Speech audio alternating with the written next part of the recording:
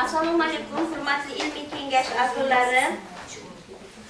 Buxoro davlat universiteti huzuridagi DC 0304 2006 2021 fil 7203 raqamli ilmiy kengashning 5-son majlisini boshlaymiz.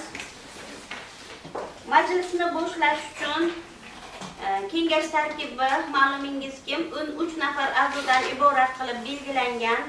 Ularning barchalari hozir onlayn va offlayn ko'rinishda majlisimizda ishtirok etmoqdalar. Shuni inobatga olib, majlisni ochish bo'yicha qanday taklif mulohazalar bo'ladi? Marhamat, ochilsin degan kengash a'zolari tasdiqlab berishingizni so'raymiz. Rahmat. Hamma rozi, qarshilar, betaraflar yo'q.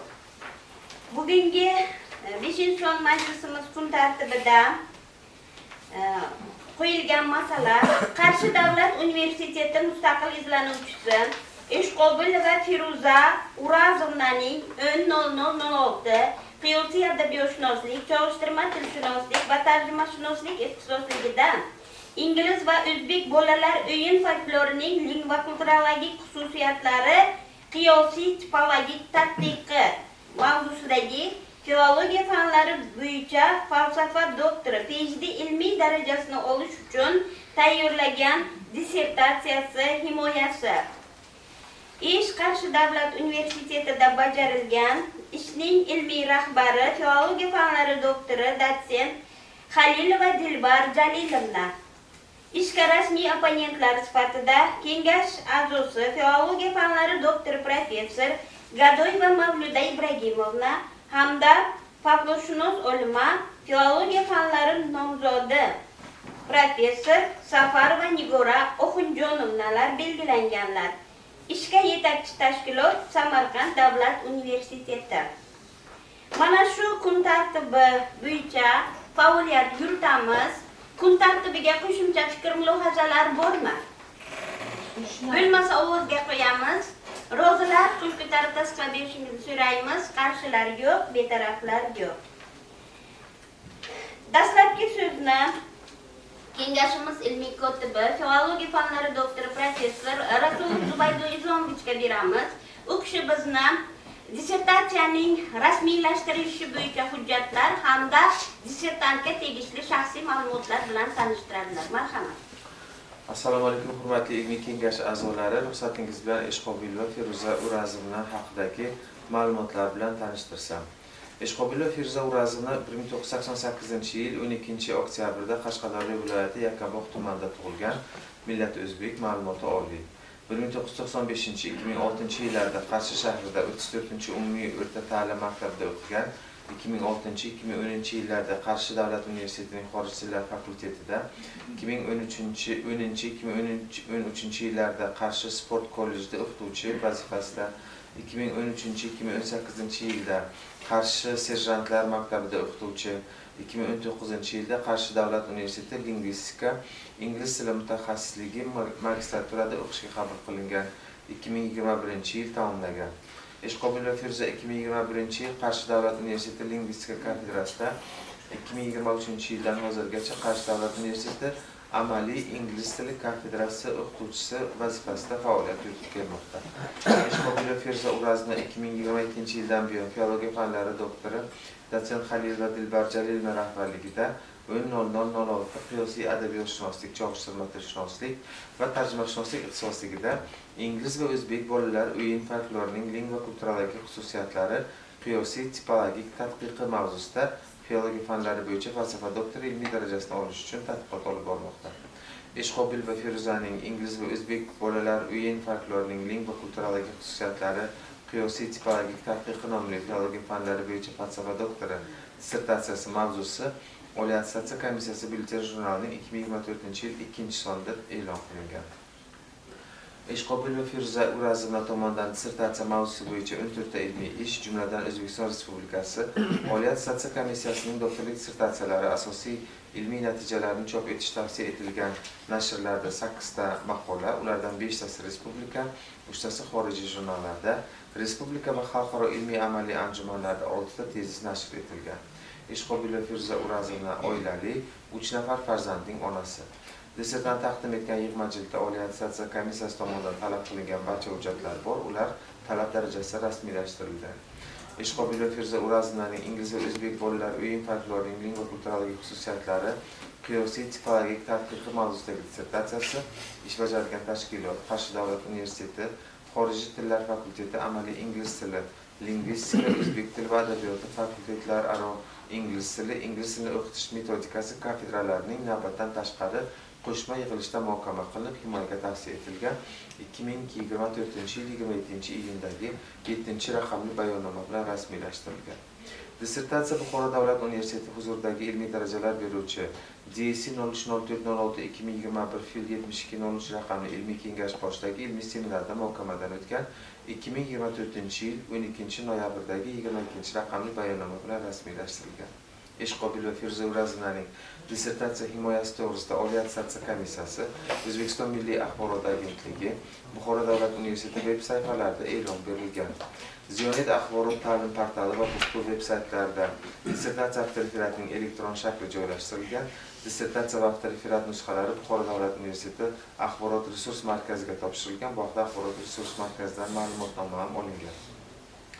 Dissertatsiya avtoreferatlari reyestr asosida davlat kutubxonalari, yirik oliy o'quv yurtlari, ilmiy kengash a'zolari va sohaning yetakchi mutaxassislari va ilmiy tadqiqot markazlariga tarqatildi. Bularning barchasini tasdiqlovchi hujjatlar kengashga topshirildi. E'tiboringiz uchun rahmat. Sizga ham rahmat, Bayluzonovich. Hurmatli ilmiy kengash a'zolari, o'qib eshittirilgan ma'lumotlar yuzasidan dissertantning ilmiy faoliyati bo'yicha savollar bo'lsa, marhamat. Rahmat. Bo'lmasa so'zni dissertant Ishqobulova Feruza Urazovnaga beramiz. O'qishimizni o'z ishlarining qisqacha mazmuni, ishlarning ilmiy yangiligi, ilmiy amaliy ahamiyati va qo'lga kiritgan xulosalari bilan tanishtiradilar. Sizga 15-20 daqiqa vaqt oralig'ida reglament uchun vaqt ajratamiz. Ma'qulmi? Ma'qul. Assalomu alaykum, ilmiy kengash raisi, hurmatli Darmonay Saidahmedovna, ilmiy kengash kotibi, hurmatli Zubaydulla Izomovich, hamda offlayn va onlayn ishtirok etib turgan muhtaram kengash a'zolari, ishtirokchilar. Muhokamangizga qo'yiladigan ushbu tadqiqot ingliz va o'zbek bolalar o'yin folklorining lingva kulturologik xususiyatlari qiyosiy tipologik tadqiqi deb nomlanadi. Dissertatsiya kirish 3 asosiy bob, xulosa, foydalanilgan adabiyotlar ro'yxatidan iborat bo'lib, 144 sahifani tashkil etadi. Jahon xalqlari og'zaki ijodida bolalar o'yin folklori yosh avlodni jismoniy va ma'naviy kamolotga erishtirishga doir hayotiy tajribalarini, falsafiy axloqiy qarashlarni o'ziga xos badiiy ifodalab kelishi bilan e'tiborni tortadi. Ular har bir xalqning madaniy hayot tarzi, ijtimoiy muhiti talablariga mos yaratilgan bo'lsa-da, genezisi, tasnifi va badiiy xususiyatlarida yaqinliklar borligi kuzatiladi. Shu yaqinlik asosida qiyosiy tipologik jihatdan ijtimoiy madaniy, tarbiyaviy, estetik hamda poetik sathlarda ochish bolalar o'yin folklorining tarixiy folkloriy jarayondagi o'rnini belgilab ko'rsatishda muhim ahamiyat kasb etadi. Shuningdek, tarixiy merosni asrab-avaylash, o'rganish va avlodlarga qoldirish davlatimiz siyosatining eng muhim ustuvor yo'nalishlaridan biridir deb ta'kidlaydi davlatimiz rahbari Shavkat Mirziyoyev. Mavzuyimizni o'rganish jarayonida jahon folklorshunosligida xalq bolalar o'yin folkloriga bag'ishlangan izlanishlar orasida Van Bere, Sketches of Central Asia, Taylor, Children's Games kabi tadqiqotlari alohida e'tiborni tortadi. Bundan tashqari o'zbek bolalar o'yin folkloriga qiziqish xorijda ham mavjud. Jumladan amerikalik olimlar Corliss Mamontning 1946-yilda chop etilgan The Peoples of the Soviet Union, Merlin Petersonning Treasury of Uzbek Legends and Lore kitoblarida o'zbek bolalar milliy o'yinlaridan ayrim namunalar ingliz tilida chop etilgan. O'zbek bolalar o'yin folklorini yig'ish va nashr qilishda o'zbek olimlaridan Oxunjon Safarov, Sultonov, Rahmonov, Turdimov, Sobir Ehson Turk va Nurjonovlar tomonidan tayyorlangan to'plamlar alohida o'ringa ega. Bundan tashqari Odabek Fayzillayev tadqiqoti bolalar o'yin folklorining ingliz tiliga tarjima qilinishi bilan bog'liq muammolarga bag'ishlangan bo'lsa, Jamila Temirova rus va o'zbek bolalar o'yinlari tipologiyasi yuzasidan tadqiqot olib borgan. Tadqiqotimizning maqsadi ingliz va o'zbek bolalar o'yin folklorining lingva kulturologik xususiyatlarini qiyosiy tipologik aspektda aniqlashdan iborat. Ushbu maqsaddan kelib chiqib, tadqiqot davomida quyidagi vazifalar amalga oshirildi. Jumladan, ingliz va o'zbek bolalar o'yin folklorining yaratilish omillari, o'rganish tarixi, tasniflanish tamoyillarini oydinlashtirish. Ingliz va o'zbek bolalar o'yin folkloridagi mazmun mohiyati, ijro o'rni, vaqti, ijrochilar tarkibi, badiiy kompozitsion xususiyatlariga ko'ra o'xshash janrlarni aniqlashtirish. Ikkala xalq bolalar o'yin folkloriga xos milliy madaniy xususiyatlar bilan bog'liq o'xshashlik va yaqinliklarni, farqli belgilarni, motivlar strukturasi hamda obrazlar tarkibiga ko'ra ochish ko'rilgan. Tadqiqotimizning obyekti sifatida ingliz va o'zbek bolalar o'yin folklori namunalari tanlangan va usullari sifatida tasniflash, tavsiflash, qiyosiy tipologik, qiyosiy tarixiy, struktural, semiotik hamda etnofolkloristik tahlil usullaridan foydalanildi. Tadqiqotning ilmiy yangiligi quyidagilardan iborat. Ingliz va o'zbek bolalar o'yin folklori g'oya va mazmuni, ijtimoiy voqelikni ta'sirlash tamoyili, ijro tabiati, obrazlar talqini, kelib chiqish asoslari, ichki turlar kabi mushtarak, biroq milliy mohiyatini yuzaga chiqaradigan xalqchil g'oyalar, umuminsoniy qarashlar, lingva kulturema va lingvistik xususiyatlar bilan bog'liq, umuminsoniy qarashlar, lingva kulturema va lingvistik xususiyatlar bilan bog'liq differensial o'ziga xosliklar kasb etishi dalillangan. Har ikkala til bolalar o'yin folklorida o'yin debochasi bilan bog'liq chorlamalar, cheklashmachoqlar, sanamalar va o'yin yakuniga aloqador tarqalmachoqlar, o'yin jarayoniga daxldor qo'shiqlarning struktural hamda poetik xususiyatlari, satira va yumor ifodasi tipologik mushtaraklikda namoyon bo'lishi asoslangan. Dissertatsiyamizning birinchi bobi bolalar o'yin folklorining madaniy hayotdagi o'rni va badiiy estetik ahamiyati deb nomlanadi va birinchi fasli bolalar xalq o'yinlarida ijtimoiy madaniy hayotning badiiy inkosi deb yuritilgan. Har bir xalqning og'zaki ijodida bolalar folklori va uning tarkibida esa o'yin folklor namunalar o'ziga xos badiiy estetik hodisa sifatida muayyan o'ringa ega. Chunki bolalar o'yin folklorida ayniqsa o'yinlarning qo'shiq shaklida yoki o'sha madaniyatning asoslarini yoritishda muhim ahamiyatga egaligi bilan ravshanlashadi. Ularda qo'llanilgan lingva kulturemalar orqali bolalar o'yini folklorning madaniy hayotdagi o'rni, badiiy estetik ahamiyatini to'la ochish mumkin. Albatta til va madaniyat hamda shaxs birligi asosida ular o'rtasidagi munosabatlar, mohiyati va talablari o'zaro bog'liqlikda ochiladi. Lingva kulturemalar asosan milliy koloritni o'zida ifoda etadi va ularni qo'llagan xalq vakilligini chuqur idrok eta oladi. Misol uchun inglizlarda Humpty Dumpty yoki quloq cho'zma o'yinini misol qilib keltirishimiz, o'zbek xalq o'yinlaridan quloq cho'zma o'yinini misol qilib keltirishimiz mumkin. Ikkinchi fasli ingliz va o'zbek bolalar o'yin folklorining tasniflanish tamoyillari deb atalgan va asosan bular an'anaviy o'yinlar va zamonaviy o'yinlar kabi shaklda bo'ladi. An'anaviy o'yinlarda g'ozlarim, bo'ri va g'ozlar, dagda, go'z kabi obrazlar jonlantirib, undagi g'oz, tulki, qo'y va it obrazlari o'z aksini topgan. Zamonaviy o'yinlarda bu samolyot yoki uchar likopchalar kabi o'yinlarni misol qilish mumkin. Bundan tashqari Mahmud Qashqariy, Kaykovitz, Sharafiddin Aliyazdiy, Zahriddin Vosfiy asarlarida ham xalq o'yinlariga xos ba'zi ma'lumotlar uchraydi. Misol uchun Mo'nuz, Yaling'u, Chavgon o'yinlarining ta'riflari keltirib o'tiladi. Dissertatsiyamizning ikkinchi bobi ingliz va o'zbek bolalar o'yin folklorining milliy madaniy o'ziga xosligi deb nomlangan bo'lib, 3 faslga ajratilgan. Birinchi fasli ingliz hamda o'zbek bolalar o'yin folklorining mavzular olami deb ataladi va bu mavzulardan vatanparvarlik mavzusi, hayvonlar bilan bog'liq o'yinlar mavzusi, maishiy mavzudagi o'yinlar va tarixiy mavzudagi o'yinlarni keltirib o'tishimiz mumkin. Tarixiy mavzudagi o'yinlarda biz London Bridges Falling Down o'yinini olganmiz.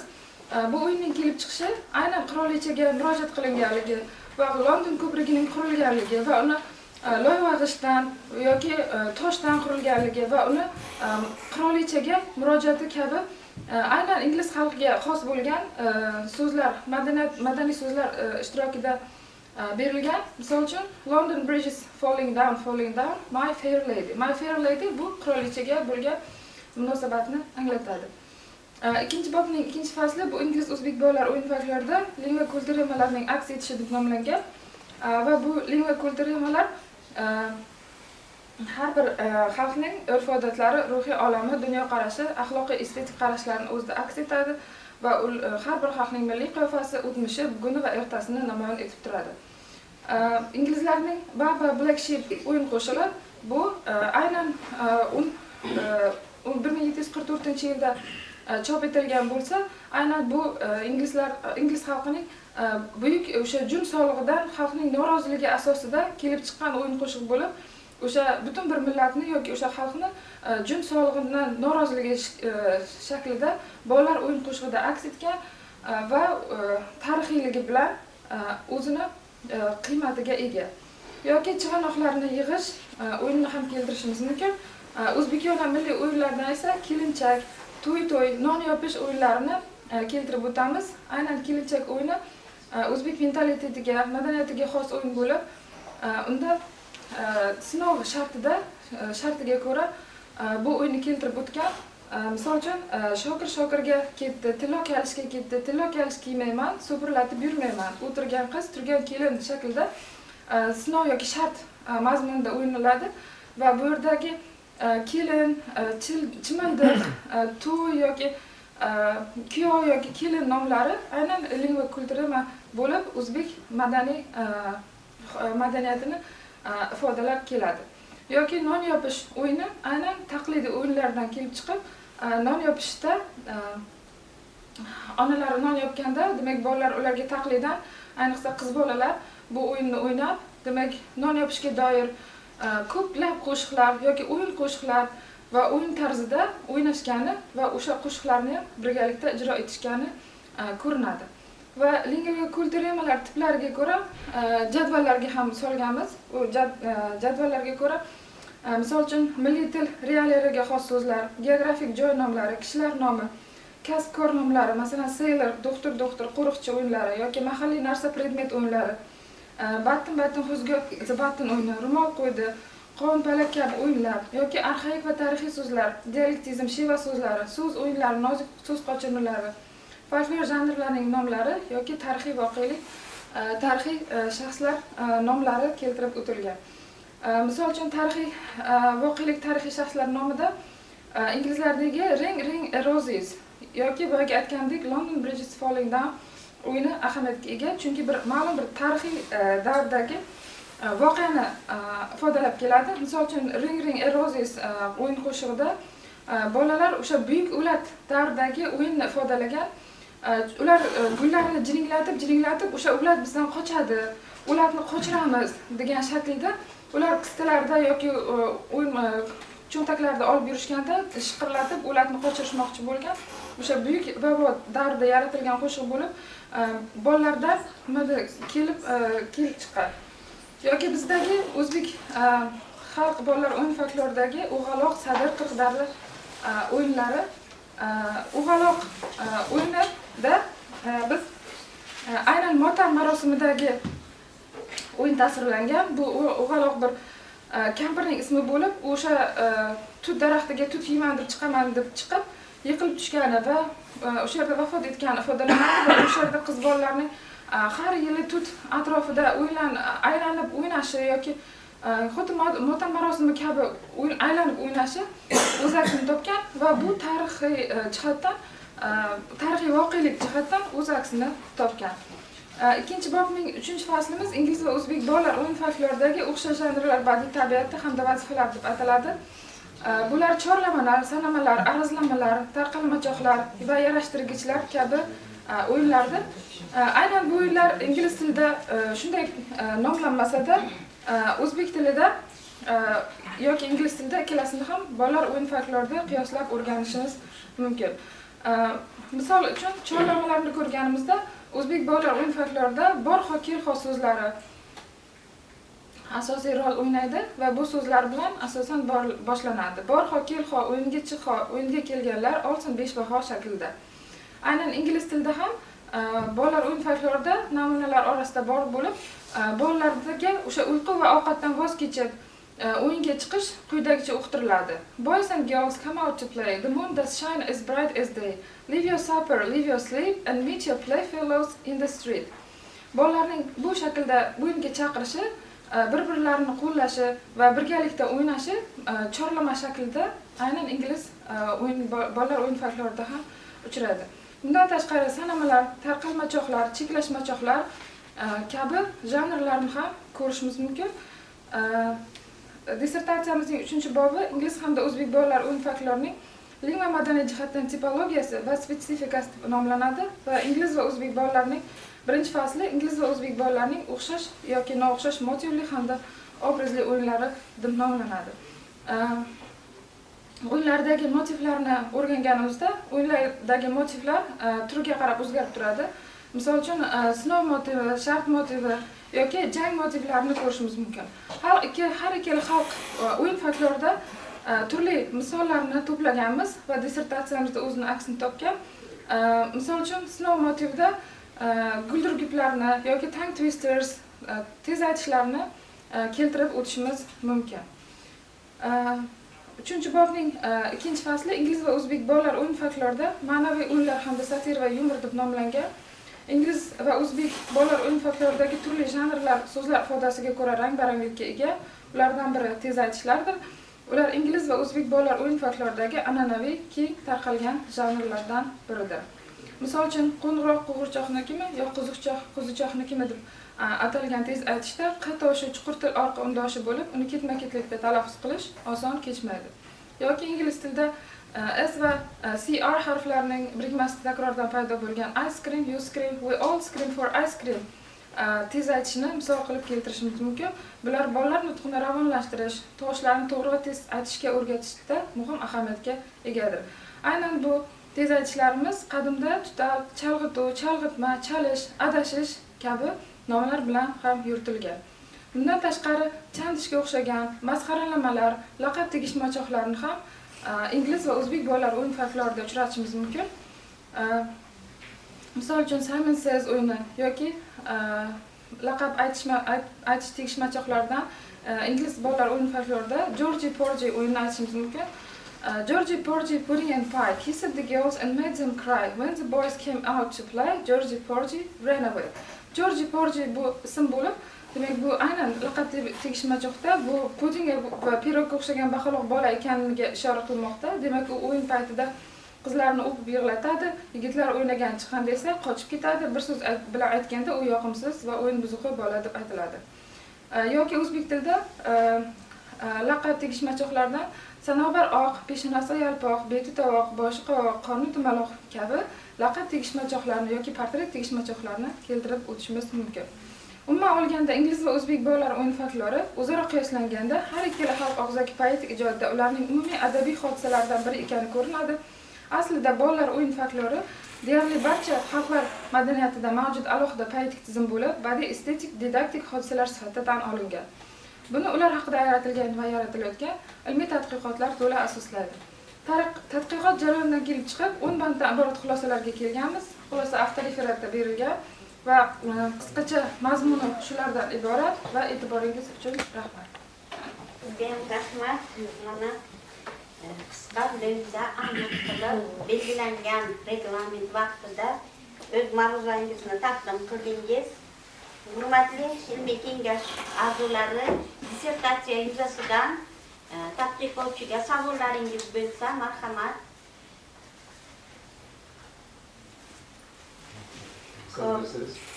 Ustoz kengash a'zosi, filologiya fanlari doktori, professor Mo'minov Fayzullo Abdullayevichga savol uchun so'z beramiz. Marhamat. Statizma an'anaviy reglamentda savol bermoqchiman. Birinchi, ikkinchi savolimga hozir javob berasiz, keyin uchinchi savolni beraman. U biroz murakkabroq bo'lgani uchun. Birinchi savolim, ingliz va o'zbek bolalar folklorida qanday o'xshash shakllar, aniqrog'i janrlar qiyosga bergansiz? Ikkinchi savol, tarixiy mavzuga o'yinlarni ham ishingizda ochib berganmisiz? Birga javob bering, keyin uchinchini beraman. Hurmatli Mo'minov Fayzullo domla, rahmat. Birinchi savolingizga ko'ra, shu ingliz o'zbek bolalar o'yin folklorida qaysi yoki qanday o'xshash janrlarni qiyoslab o'rgandingiz? Asosan bu o'xshash janrlarni 3-bobimizda yoritib berganmiz. O'sha o'xshash janrlardan boya aytib o'tgandek, chorlamalar, sanamalar, cheklashmachoqlar va tarqalmachoqlarni qiyoslab o'rgandim. Aynan sanamalar counting out rhymes yoki chorlamalar invitation games yoki tarqalmachoqlar spreading games yoki yarashtirgichlar reconciliation games yoki arazlamalar salki games deb bir-biri bilan qiyoslab o'rgandim. O'sha o'yinlarni o'rganish jarayonida ham ingliz bolalar o'yin folklorida, ham o'zbek bolalar o'yin folklorida o'xshash jihatlarni, o'sha o'xshash janrlar borligini ishda o'z aksini topgan va bularda masalan sanamalar hurmatli olimiz Avezov domla, Galiyev domla, Galiyev va G'ani Jahongirovlar aynan sanamalar bo'yicha o'z fikrlarini, ularni suxma sanamalar yoki sanamalar turlari bilan o'rganishgan va bu ingliz bolalar o'yin folklorida raqamlar shaklida aks etgan. Masalan, bo'ladi ikkinchi savolimiz tarixiy mavzudagi o'yinlarni ham yoritgansizmi? Eng muhim va eng kerakli savol, chunki tarixiy mavzu millatimiz kelajagi, demak tarixdan boshlanadi. Aynan Mahmud Qoshg'ariyning Devon-i Lug'at turk asaridan kelib chiqadigan bo'lsak, unda hozirgi o'ynalayotgan halinchak uchish, yalung'u deb atalgan o'sha halinchak uchish hozirgi kungacha kelib saqlanib kelgan yoki munuz o'yini keltirilgan. Munuz o'yinlari shoh degan ma'noni anglatadi. Masalan, munuz namunuz deb o'ynaladi. Masalan, bitta ona boshi obrazi yoki o'ng boshi obraz sifatida o'sha hayvonlarning shoxli, shoxsiz hayvonlarni aytib ketish oqibatida agar shoxsiz hayvonni ham o'rtada qo'shib ketsa, agar bolalar shuni takrorlasa, u o'sha holatda yutqazgan hisoblanadi. Tarixiy mavzudagi o'yinlarda mana shularni ta'riflab bergan. Rahmat. Uchinchi savol biroz murakkabroq. Ma'lumki, mana bu bir qator psixologlar, faylasuflar kuzatgan jarayonlar natijasida aniqlangan faktlar, ma'lumki, bolalar 5 yoshgacha, 6 yoshgacha intellektni butun umri davomida yig'gan intellektini 70%ni yig'adi. Shu yoshgacha, 5-6 yoshgacha. Shuning uchun Yaponiyada masalan 1-chi, 2-chi, 3-chi, 4-chi sinflarda baho qo'ymaydi umuman. Bolalarga baho qo'ymaydi. Finlandiyada yo'q. Ular bolani faolligini uyg'otadi shu vaqtda. Hayotda faol bo'lsin, qidiruvchan bo'lsin, ilmga intilsin degan nuqtai nazar. Xo'p, mana lekin bizda tarbiyani universitetda boshlaydi. Maktabda emas. Ma'naviyat bo'yicha prorektor birinchi prorektor hisoblanadi. O'quv dargohlari. O'quvchilar bo'yicha emas, ma'naviyat bo'yicha. Aslida bu o'quv dargohi. Nima uchun? Chunki bog'chada, maktabda bolani tarbiyalanadi kerakli darajada. Yana savol quyidagidan iborat. Mana shu dashkolniy возраст, maktabgacha bo'lgan yoshda shu ikkala siz o'rgangan folklorda farqlar qanaqa? Aniqrog'i, masalan, ingliz tilidagi folklor o'zbek tilidagi folklordan farqlanadimi? Va ingliz tilidagi folklor bilan o'zbek tilidagi folklorda bilimni qo'zg'atuvchi, bilimni uyg'otuvchi nimalar, motivlarmi, asarlarmi qay darajada o'zini ko'rsatadi? Qaysi shaklda o'zini ko'rsatadi? Rahmat savolingiz uchun, Fayzulla Mo'minxonlar. O'zbek bolalar o'yin folklorida, demak, maktabgacha bo'lgan yoshdagi bolalarni o'yinlarni ahamiyatini, o'sha intellektini o'stirishdagi ahamiyatini ikkala xalqda qiyoslab o'rganganimizda ingliz va o'zbek bolalar o'yin folklori o'yinlari aynan ularning mentalitetidan, yashash joyidan, flora faunasidan va urf odatlaridan kelib chiqib shakllangan. Aynan inglizlarda o'zlarini yashash hududi yoki tabiatidan kelib chiqqan bo'lsa, o'zbek xalq o'yinlarida ham urf odatlari, masalan fasllari yoki flora faunasidan kelib chiqqan. Va bu o'yinlar ularning topqirligini yoki sinov yoki shart mazmunida bo'lib yoki jang shaklida ham ba'zida shart motivi yoki sinov motivlari shaklida ham bo'lib, bular ularni ko'proq zehnini sinashga yoki jismoniy kuchini sinashga ham olib boradi. Aynan maktab yoshgacha bo'lgan bolalarning o'yini boshqa, maktab yoshdan katta bolalarning o'yini boshqa yoki kattalar o'yini ham bor ekanki, yoki oilaviy o'yinlar ham bor. Bularning bir nechta turini ko'rganimizda aynan yoki eng 3-4 yoshgacha bo'lgan o'yinlar ham borki, masalan o'zbek tilida havzak o'yini bor. Bu havzak o'yinda aynan bolalar endi tetapoya qilayotgan paytida bolalarni bordi yoki mana havzak deb ularni ruhlantirib, o'sha o'yinga chorlab, nima deydi, o'yinga o'sha rivojlantirishiga yoki yurib ketishiga, rivojlantirishiga hissa qo'shayotgan o'yinlar bor. Masalan, ingliz tilida We Go Round the Mulberry Bush degan o'yin bor. Bu ham o'zbek tilida tut daraxtining atrofida aylanib shart bajarishadi. Masalan, sochni taramoq yoki qo'llarni ko'tarmoq yoki qo'llarni tushirmoq kabi har xil shartlar. Bular shartlari qisqaligi, lo'ndaligi va esda qolarligi yoki takrorliyligi bilan ularni tez anosini xotirasini mustahkamlanishiga xizmat qiladi. Rahmat. Yana savollar bo'lsa, marhamat. Assalomu alaykum. Assalomu alaykum. Assalomu alaykum. Siz kengash a'zosi, filologiya fanlari doktori Oybek Safarboyevichga marhamat. Assalomu alaykum, hurmatli rais, hurmatli ilmiy kengash a'zolari. Haqiqatan ham bugungi himoya qilinayotgan dissertatsiya qiziqarli va dolzarb mavzuga bag'ishlangan. Dissertantga bir ikkita savolim bor edi. Demak, bolalar o'yin folklorining yaratish omillari va tamoyillarini ham tadqiqot jarayonida o'rgandingizmi? O'rgangan bo'lsangiz, ular nimalardan iborat? Ikkinchi savolim, ingliz va o'zbek bolalar o'yin folklorida satira va yumorning hayotdagi o'rni, ahamiyati va maqsadi nimalardan iborat? Demak, umuman olganda qaysi xalq folklorida satira va yumor ko'proq ustunlikka ega? Demak, bolalar hayotiga ta'siri qanaqa?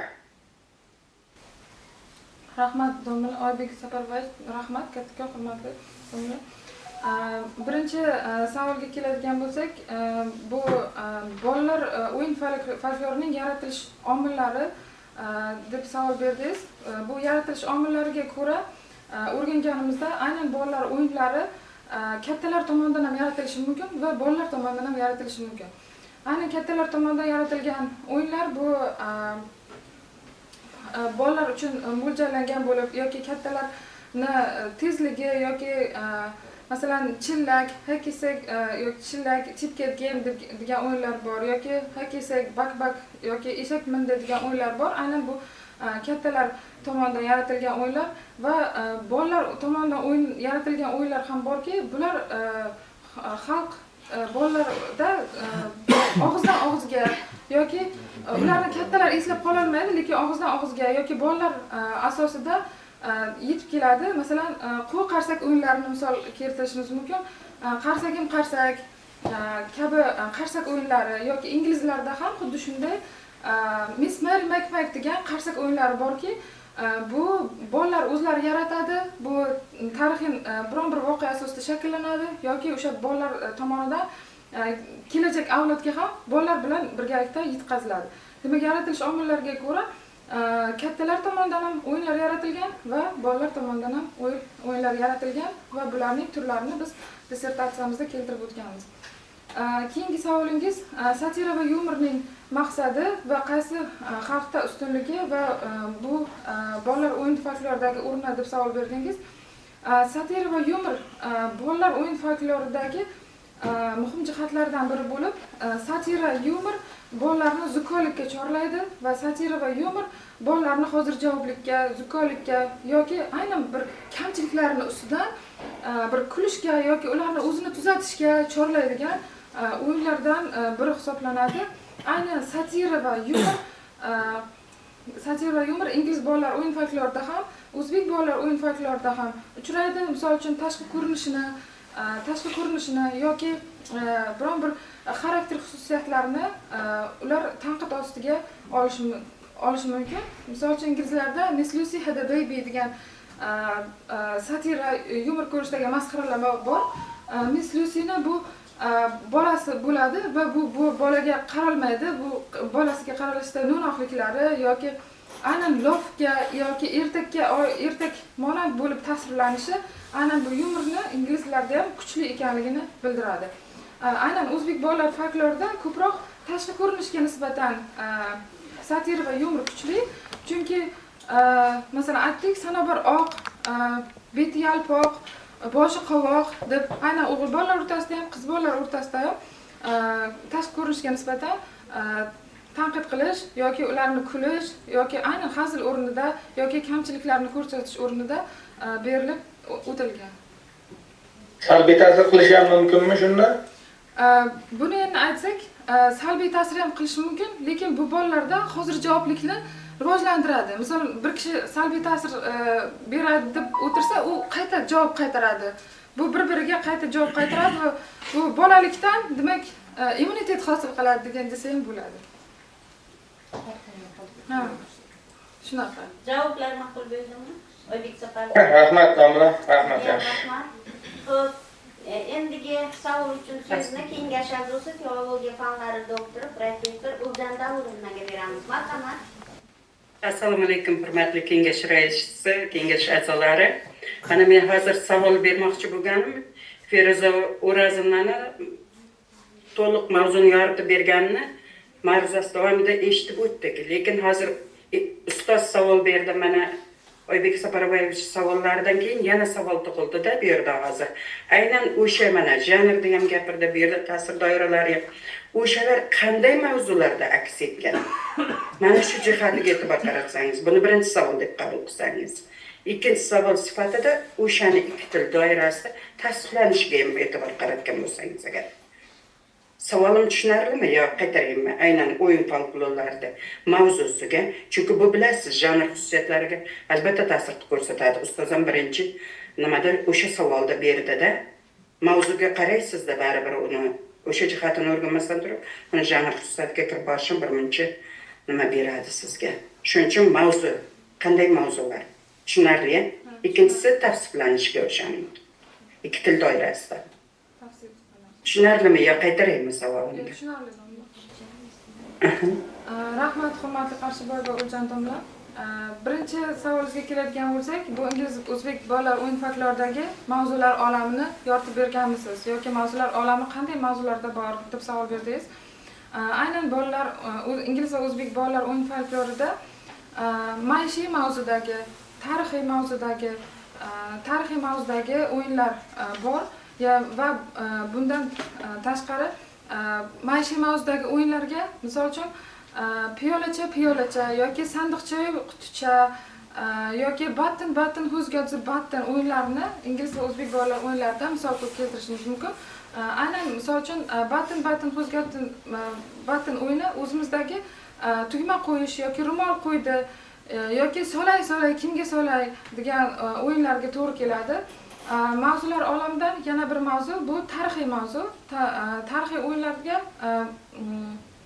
London Bridge o'yinini yoki Ring a Roses o'yinini, O'g'aloq, Sadr yoki Qirqdarra o'yinlarini misol qilib keltirishimiz mumkin. Mavzular olami ingliz va o'zbek bolalar o'yinlarida juda ham xilma-xil va rang-barang. Va bu aynan bu mavzular olami ularning yashash sharoitidan yoki urf-odatlaridan yoki madaniy hayotidan kelib chiqadi va bu aynan tilda bolalar o'yin folklorida o'zini aksini topadi. Keyingi savolingiz o'sha tasniflanish va tasniflanish tamoyiliga ko'ra ingliz va o'zbek bolalar o'yinlarini qanday o'rgangansiz degan mazmundagi savolga tasniflanishga ko'ra har ikkala bolalar o'yin folkloridagi G'ani Jahongirov, Avezov, Galliyev olimlarini tasniflarini o'rgandik va ingliz olimlaridan Corliss Lamottning yoki Merlin Petersonlarning o'yinlaridagi tasniflanish tamoyillarini oldik va bu asosan sof milliy o'yinlar yoki o'zlashgan o'yinlar. Sof milliy o'yinlar har bir xalqning o'zida aks etgan, masalan, aynan o'ziga xos bo'lgan o'yinlar, o'zlashgan o'yinlar bu, masalan, xalqaro tarzdagi o'yinlar bo'lishi mumkin, boshqa millatdan kirib kelgan o'yinlar hisoblanadi. Yoki an'anaviy va zamonaviy o'yinlar.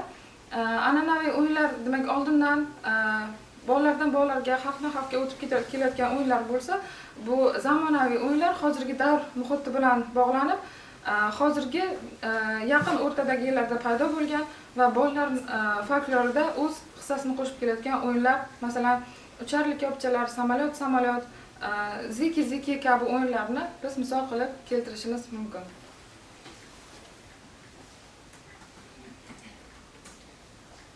Rahmat. Ma'qul bo'ldimi? Mavzu doirasida demak faqat tarixiy bilan asosan ijtimoiyga to'xtalishga to'g'ri kelgan. Shundaymi ish doirasida? Keyin mana vatanparvarlik mavzusidagi o'yinlar bor va hayvonlar mavzusidagi o'yinlar bor. Vatanparvarlik mavzusidagi o'yinlarga ham masalan capture the flag, bayroqni egallash yoki qizil bayroq o'yinlarini misol keltirishimiz mumkin. Bu ikkala xalq bolalar o'yin folklorida ham uchraydi. Yoki hayvonlar bilan bog'liq o'yinlar bor mavzu doirasida. Cat and mouse, bo'ri va echki, mushuk va sichqon kabi o'yinlar borki, bu ingliz bolalar o'yin folklorida ham, o'zbek bolalar o'yin folklorida ham uchraydi. Rahmat. Ma'qulmi hujjat davridan javoblar? Rahmat. Tushunarli. Rahmat. Yana savollar bormi yoki yetarlimi? Xo'p. Bo'lmasa javob beradi bu qiz. ishning muhokama jarayoniga o'tamiz. Hozir endi so'zni bu ishning ilmiy rahbari, yuqorida aytdik, filologiya fanlari doktori, dotsent Halilova Dilbar Jalilovna mana kengashimiz majlisida bevosita ishtirok etmoqdalar. Shu kishidan tinglaymiz. Marhamat. Assalomu alaykum, hurmatli kengash raisi, kengash a'zolari. Dissertatsiya mavzusi bo'yicha yozma ravishda xulosa berganman. Shu bilan cheklanaman. Albatta, rahmat. Bo'lmasa endi bu ishga yetakchi tashkilot Samarqand davlat universitetida taqriz bergan. Mana shu taqriz hamda ushbu dissertatsiya avtoreferatlari bo'yicha xorijlik olimlardan hamda respublikamizdagi oliy ta'lim muassasalari olimalaridan olingan taqrizlarda bildirilgan fikr mulohazalar, ayrim kamchiliklar, ko'rsatmalar bo'yicha xulosalarni kengashimiz ilmiy kotibi filologiya fanlari doktori professor Zubaydulla Izomovich o'qib eshittiradilar. Marhamat.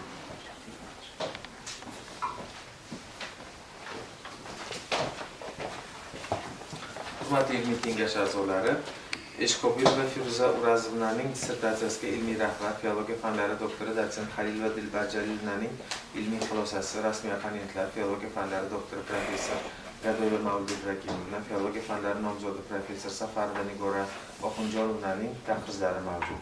Bundan tashqari yetakchi tashkilot Samarqand davlat universitetidan ham taqriz olingan.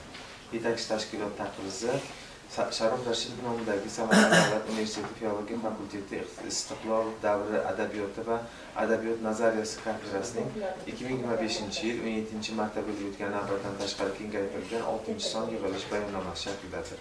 Yig'ilishda filologiya fanlari doktori professor Hasanov rais, filologiya fanlari doktori professor Nasirov, filologiya fanlari doktori dotsent Davronova, filologiya fanlari doktori dotsent Sulaymonov, PhD Jaborova, PhD Toshpo'latov, PhD Hursanov, PhD Ernazarova, PhD Qarshiyev va tadqiqotchi Eshqobilova qatnashgan. Tadqiqotchiga mavzu yuzasidan savollar berilgan. Muhokamada dissertatsiya va uning avtoritetida o'qib chiqqan olimlar o'zlarining ijobiy fikrlarini bildirishgan. Shu bilan birga tadqiqot yuzasidan quyidagi kamchilik va mulohazalar ham ta'kidlangan. Birinchi, dissertatsiyada ingliz va o'zbek bolalar o'yin folkloriga oid o'zbek tadqiqotchilari bilan bir qatorda dunyo olimlari fikrlari keltirib o'tilgan. Bizningcha tadqiqotchi va bu tasniflarga munosabatni bildirib o'z tasnifini keltirsa maqsadga muvofiq bo'lardi. Ishda bir mulohaza qilib ko'riladigan jumlalar ba'zan tez ko'zga tashlanadigan takrorlar uchraydi. Ishning ayrim sahifalarida ba'zi imloviy, ya'ni tinish belgilarini qo'llash bilan bog'liq uslubiy xatoliklar kuzatiladi. Boblar xulosalaridagi ba'zi fikrlar umumiy xulosada ta'kidlangan, shu o'rinlarni kuchaytirish kerak bo'ladi. Umuman yetakchi tashkilot taqrizida ushbu falsafa doktori dissertatsiyasi yuqori baholanib, u tugallangan monografik tadqiqot va O'zbekiston Respublikasi Oliy attestatsiya komissiyasi nizomidagi falsafa doktori dissertatsiyalariga qo'yilgan talablarga to'liq mos ekanligi va ish muallifi o'yin-nolman malolti, siyosiy adabiyotshunoslik, choqishtirmashunoslik va tarjimashunoslik ixtisosligida filologiya fanlari bo'yicha falsafa doktori ilmiy darajasini olishga loyiqligi alohida ko'rsatib o'tilgan. Yetakchi tashkilot tahrizdan tashqari ushbu dissertatsiya avtoreferatsiga taniqli olimlardan ham tahrizlar olindi. Bular Qirg'iziston Respublikasi O'sh texnologiyalar universiteti dotsenti, kompyuter lingvistikasi bo'limi boshlig'i Shermamatova Aizhanil Mitayevna tahrizi. Belgrad davlat universiteti xorijiy tillar fakulteti xorijiy tillar kafedrasi dotsenti Danilenko tahrizi. O'zbekiston Respublikasi Fanlar akademiyasi O'zbek tili, adabiyoti va folklori instituti katta ilmiy xodimi Iga Muratova tahrizi. O'zbekiston davlat jahon tillar universiteti professori, filologiya fanlari doktori Dilrabo Bahronova tahrizi. Navoiy davlat universiteti O'zbek tili va adabiyoti kafedrasi dotsenti PhD Tursunova Nasiba tahrizi. Termiz davlat pedagogika instituti O'zbek tili va adabiyoti kafedrasi dotsenti, filologiya fanlari doktori G'aniyev va Termiz davlat pedagogika instituti O'zbek tili va adabiyoti kafedrasi mudiri dotsent Mardonova tahrizi. Qarshi iqtisodiyot va pedagogika universiteti xorijiy tillar kafedrasi mudiri DSc professor Daniyeva va iqtisodiyot va pedagogika universiteti xorijiy tillar kafedrasi dotsenti Halilova tahrizi. Jizzax davlat pedagogika universiteti professori, filologiya fanlari doktori Jumanazarov tahrizi.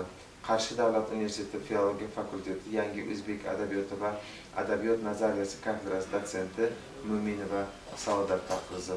Chirchiq davlat pedagogika universiteti ingliz tili nazariyasi va amaliyoti kafedrasi o'qituvchisi, filologiya fanlari bo'yicha falsafa doktori dotsent Ruzmetova tahrizi. Urganch davlat universiteti dotsenti, filologiya fanlari doktori Pirnazarova Manzura tahrizi. Tahrizlarning barchasi ijobiy, ularda Eshqobilovaning dissertatsiyasi bir qator o'ziga xos yangiliklarga egaligi, ularni qiyosiy adabiyotshunoslik va tarjimashunoslik taraqqiyotiga qo'shilgan hissa zamonaviy adabiyotshunoslik bo'yicha qo'llanmalar tayyorlashda, adabiyot nazariyasi, qiyosiy adabiyotshunoslik bo'yicha yaratiladigan darslik qo'llanmalarining mukammallashuviga xizmat qilishi ta'kidlangan. Shuningdek, mulohazali fikrlar ham bayon etilgan. Jumladan, professor Dilrabo Keldiyorova tahrizida mulohaza sifatida avtoreferatning tahlil qismini yanada kuchaytirish, tadqiqot davomida yozib olingan o'yinlarni ilova qilish, alohida nashr etish tavsiya etiladi. Zotan bolalar o'yin folklori nafaqat o'yin, kulgi vositasi, balki ijtimoiy tajriba, mehnat va muloqot madaniyatini shakllantirishning muhim vositasi hisoblanadi. Lekin ushbu mulohaza mazkur ishning umumiy salmog'iga soya tashlamaydi. Kelib tushgan tahrizlarni umumlashtirgan holda shuni ta'kidlash lozimki, tadqiqot natijalarining ishonchliligi, muammoning aniq qo'yilganligi, chiqarilgan xulosalarning tasniflash, tavsiflash, qiyosiy tipologik, qiyosiy tarixiy, struktural semiotik hamda etnofolkloristik tahlil usullari bilan asoslanganligi, nazariy g'oya va ma'lumotlar rasmiy manbalardan olinganligi, berilgan ilmiy nazariy taklif va tavsiyalar amalda sinovdan o'tkazilganligi va natijalar vakolatli davlat organlari tomonidan tasdiqlanganligi bilan izohlanadi. Umuman tahrizlarning barchasida Eshqobilova Feruza O'razinaning filologiya fanlari bo'yicha falsafa doktori ilmiy darajasini olish uchun yozgan ingliz va o'zbek bolalar o'yin folklorining lingva-kulturologik xususiyatlari qiyosiy tipologik tadqiq mavzuidagi dissertatsiyasi Oliy attestatsiya komissiyasida nizomida falsafa doktori dissertatsiyalari uchun qo'yilgan talablarga to'la javob berishi va ushbu dissertatsiya asosida tadqiqotchi Eshqobilova Feruza O'razinaga filologiya fanlari bo'yicha falsafa doktori ilmiy darajasini berish mumkinligi alohida ta'kidlangan. E'tiboringiz uchun Sizga ham rahmat. Hurmatli ilmiy kengash a'zolari, mana shu tahrizlardan birontasini to'liq o'qib eshittirishga ehtiyoj bor. Rahmat. Bo'lmasa endi opponentlarning chiqishlariga navbatni berishdan oldin mana shu tahrizlarda ko'rsatilgan ayrim kamchiliklar, mulohazali o'rinlarga javob berish uchun so'z dissertantga beriladi. Marhamat. Rahmat. Hurmatli Darmon Saidovna. Dissertatsiyamiz uchun yetakchi tashkilot sifatida belgilangan Samarqand davlat universitetiga Istiqlol davra adabiyoti va adabiyot nazariyasi kafedrasi huzuridagi 10.06.0006 qiyosiy adabiyotshunoslik, chog'ishtirmashunoslik va tarjimashunoslik ixtisosligida filologiya fanlari bo'yicha falsafa doktor dissertatsiyalari muhokamasi uchun tashkil etilgan ilmiy seminar a'zolariga dissertatsiyamizni sinchiklab, e'tibor bilan o'qib chiqqanliklari, ko'rsatilgan takliflar va ilmiy ishimizni e'tirof etganliklari uchun chuqur minnatdorlik bildiramiz. Yetakchi tashkilot taqrizida berilgan ayrim mulohazalarga dissertatsiyada ingliz va o'zbek bolalar o'yin folkloriga oid o'zbek tadqiqotchilari bilan bir qatorda dunyo olimlari fikrlari keltirib o'tilgan. Bizningcha bu tadqiqotchi bu tasniflarga munosabatni bildirib, o'z tasnifini keltirsa, nur ustiga a'lo nur bo'lar edi degan taklif ham ko'rsatib o'tilgan.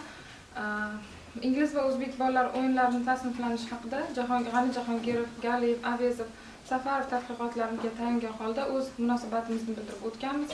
Tasnifni umumlashtirgan holda an'anaviy va zamonaviy o'yinlar deb ko'rsatilib, tahliliy yondashganmiz.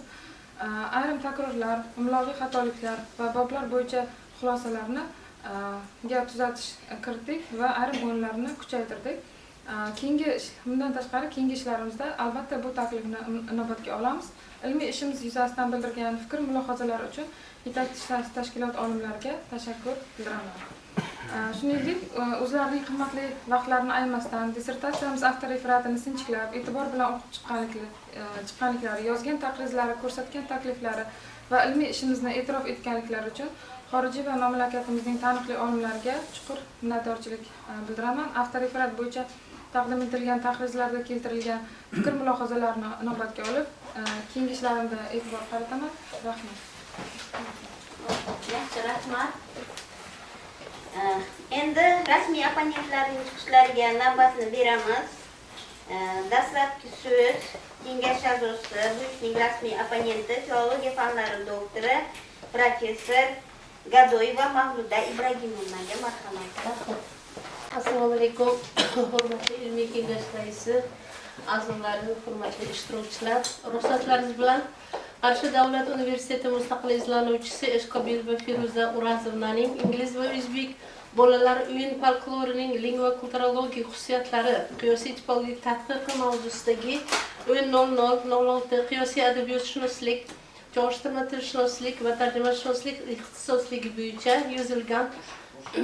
yozgan filologiya fanlari bo'yicha falsafa doktori, PhD dissertatsiyasiga tayyorlagan taqrizim bilan tanishtirsam.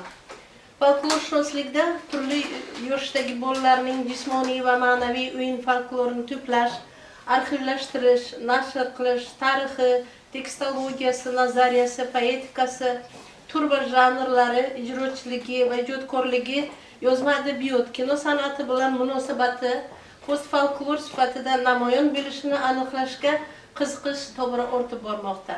Yana uning areal, lokal xususiyatlarini, genezisini, tasnifi va badiiyatida kuzatiladigan yaqinliklar, spesifik belgilarini bugungi folklorshunoslik mezonlari asosida qiyosiy o'rganish dolzarb masalalardan biridir.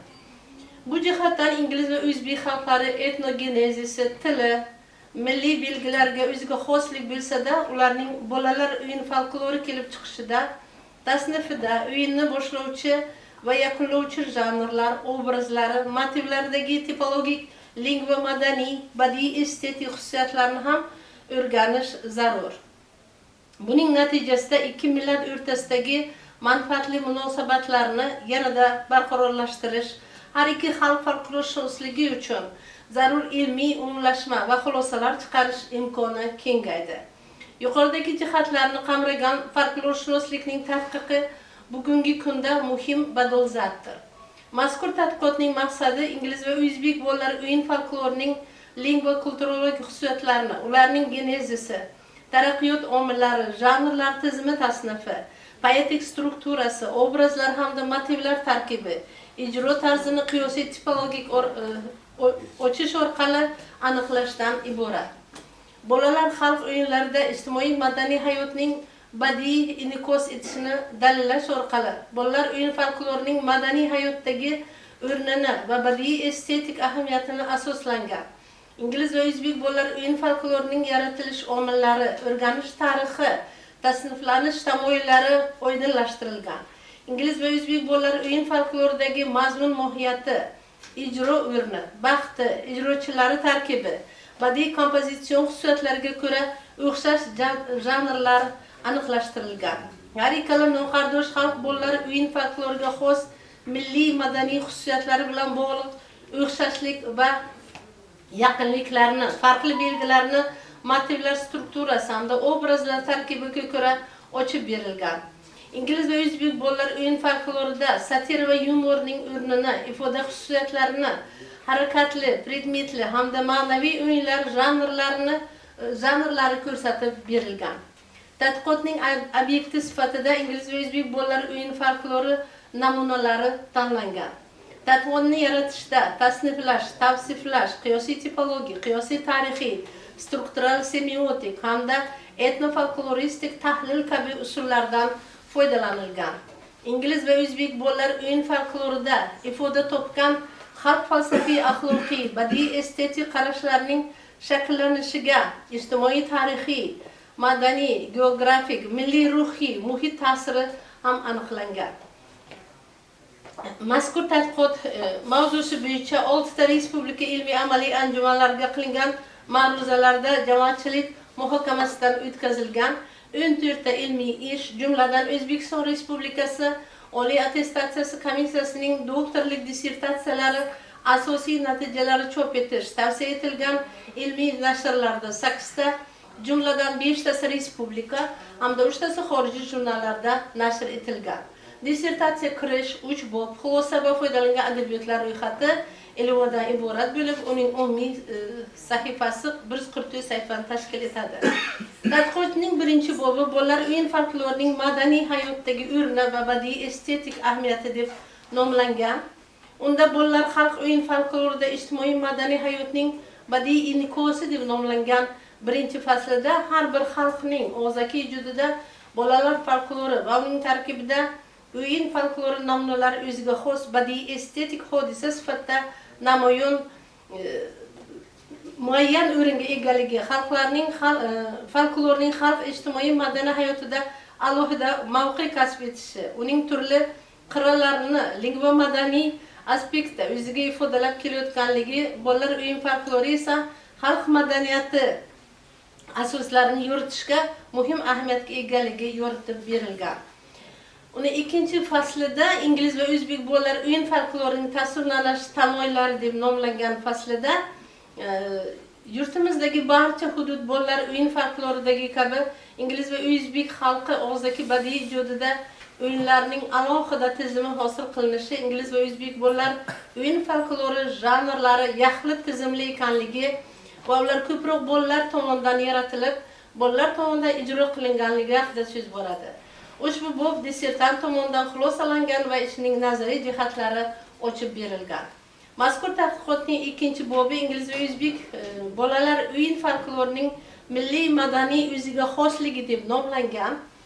Bobning birinchi fasli ingliz hamda o'zbek bolalar o'yin folklorining mavzular olami deb nomlangan bo'lib, unda ingliz va o'zbek bolalar o'yin folklorining mavzular olami juda keng va rang-barangligi yoritib berilgan.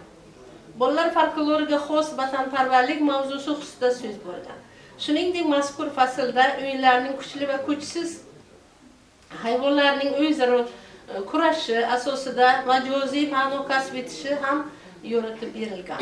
Tadqiqotchi shu orqali jismoniy yoki iqtisodiy holati jihatidan kuchli insonlarning mana shu tomonlama o'zidan ojiz bo'lgan insonlarga zulm, zo'ravonligi turli xususiyatlarga ko'ra ochib berilgan. Mazkur bobning ikkinchi fasli ingliz va o'zbek bolalar o'yin folklorida lingvokulturemalarning aks etishi deb nomlangan. Mazkur faslda bolalarning qiziqish va intilishlari bilan chambarchas bog'liq bo'lgan o'yinlar ularning hayotida muhim o'ringa ega ekanligi aytib o'tiladi.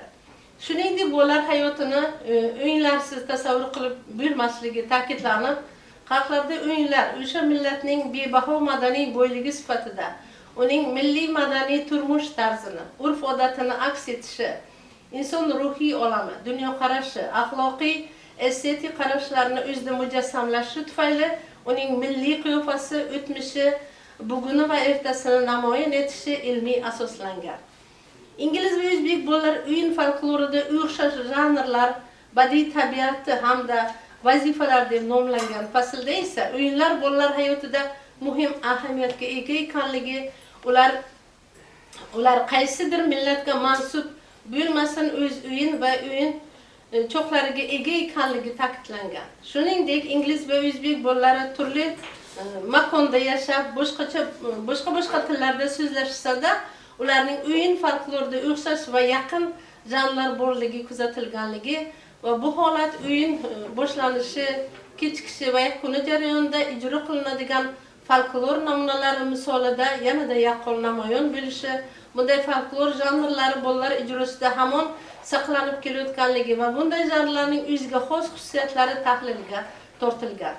Mazkur bu xulosalangan va ishining amaliy natijalari xulosada ko'rsatib o'tilgan.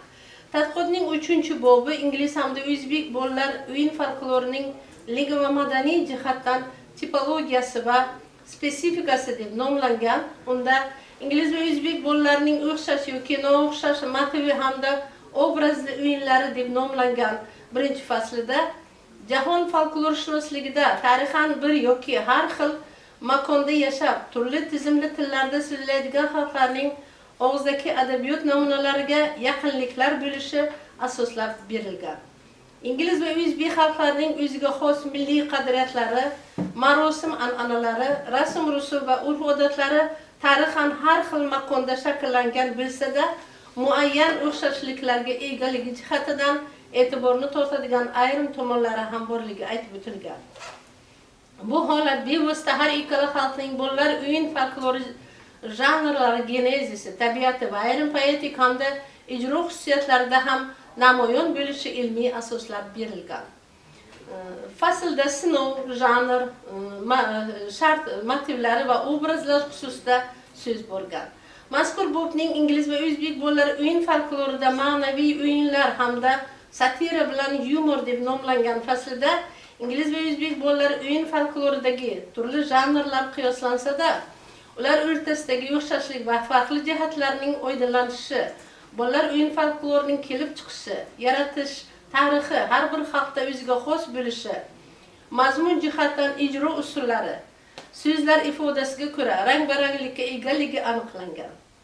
Bolalar o'yin qo'shiqlari, tez aytishlarning obraz va motivlari badiati o'ziga xosligi bilan ajralib tursa-da, ikki noqardosh tilda har bir xalq vaqtda yoki maqsadga qaratilgan folklor namunalari tadqiqotchi tomonidan tadqiqqa tortilgan.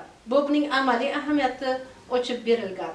Olib borilgan tadqiqot asosida ish o'yin punktdan iborat xulosalangan bularning barchasi tadqiqotda chuqur o'rganilgan ko'rinib turibdiki, ishning tahlil qamrovi ancha keng. Unda o'ziga xos ilmiy xulosalar mavjud. Dissertant Eshqobil va Feruza Urazovna o'z tadqiqoti doirasida ko'pgina zarur adabiyotlarni o'rgangan, ulardan o'rni bilan tadqiqot ishida foydalangan, iqtiboslar keltirilgan. Dissertatsiya ishi uni o'qigan odamda yaxshi ta'sirot qoldira oladi. Albatta, yuqorida ta'kidlanganlarning barchasi ishining o'ziga xos yutuqlarini namoyon eta oladi. Ammo işte shu yutuqlar barobarida ayrim kamchiliklardan ham xoli emas. Ular birinchi bobda ingliz va o'zbek bolalar o'yinlarining tasnifi ikkiga, an'anaviy va zamonaviy o'yinlar deb ajratilgan. Biroq kelib chiqishi jihatdan tarixiyligi tasniflanmagan, faqat izoh berib o'tilgan. Tasniflashda tarixiyligiga ham alohida urg'u berilsa, qadimdan bugungi kunga saqlanib an'anaga aylangan o'yinlar haqida ham ma'lumot ochiqlanar edi. Ular 23-24-betlarda. Ikkinchi bu bolalar o'yinlarining motivlari bo'yicha tahlilda o'yinlar matni ko'p keltirilgan. Bunda biroz bayonchilik ham ko'zga tashlanadi. Uchinchidan, ishda tez aytishlar bolalar o'yinlari misolida tahlilga tortilgan. Ma'lumki, tez aytishlar alohida janr hisoblanadi. Tahlil jarayonida tez aytishlarning o'yinlar bilan bog'liq o'rinlari to'liq yoritilmagan. Ular dissertatsiyaning 115-betida keltirilgan. Aytib o'tilgan kamchiliklar asosan taklif va mulohaza tarzida bo'lib, ishning umumiy saviyasiga putur yetkazmaydi.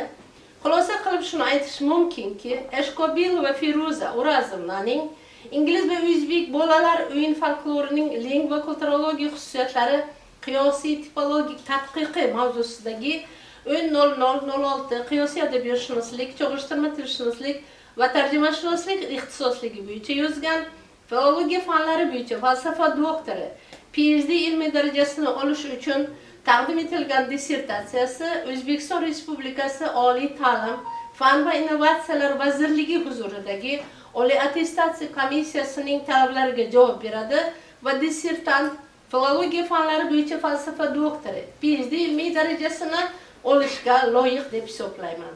Rasmiy afonim Gadoyeva Mavluda Ibragimova. E'tiborlaringiz uchun rahmat. Sizga ham rahmat. Fursatdan foydalanib kelayotgan Ramazon hayiti bilan hammalaringizni qutlayman. Shu tutgan ro'zachilarning barchamizni bu nima deydi? Allohning nuri bo'lib yog'ilsin. Rahmat. Sizga ham rahmat.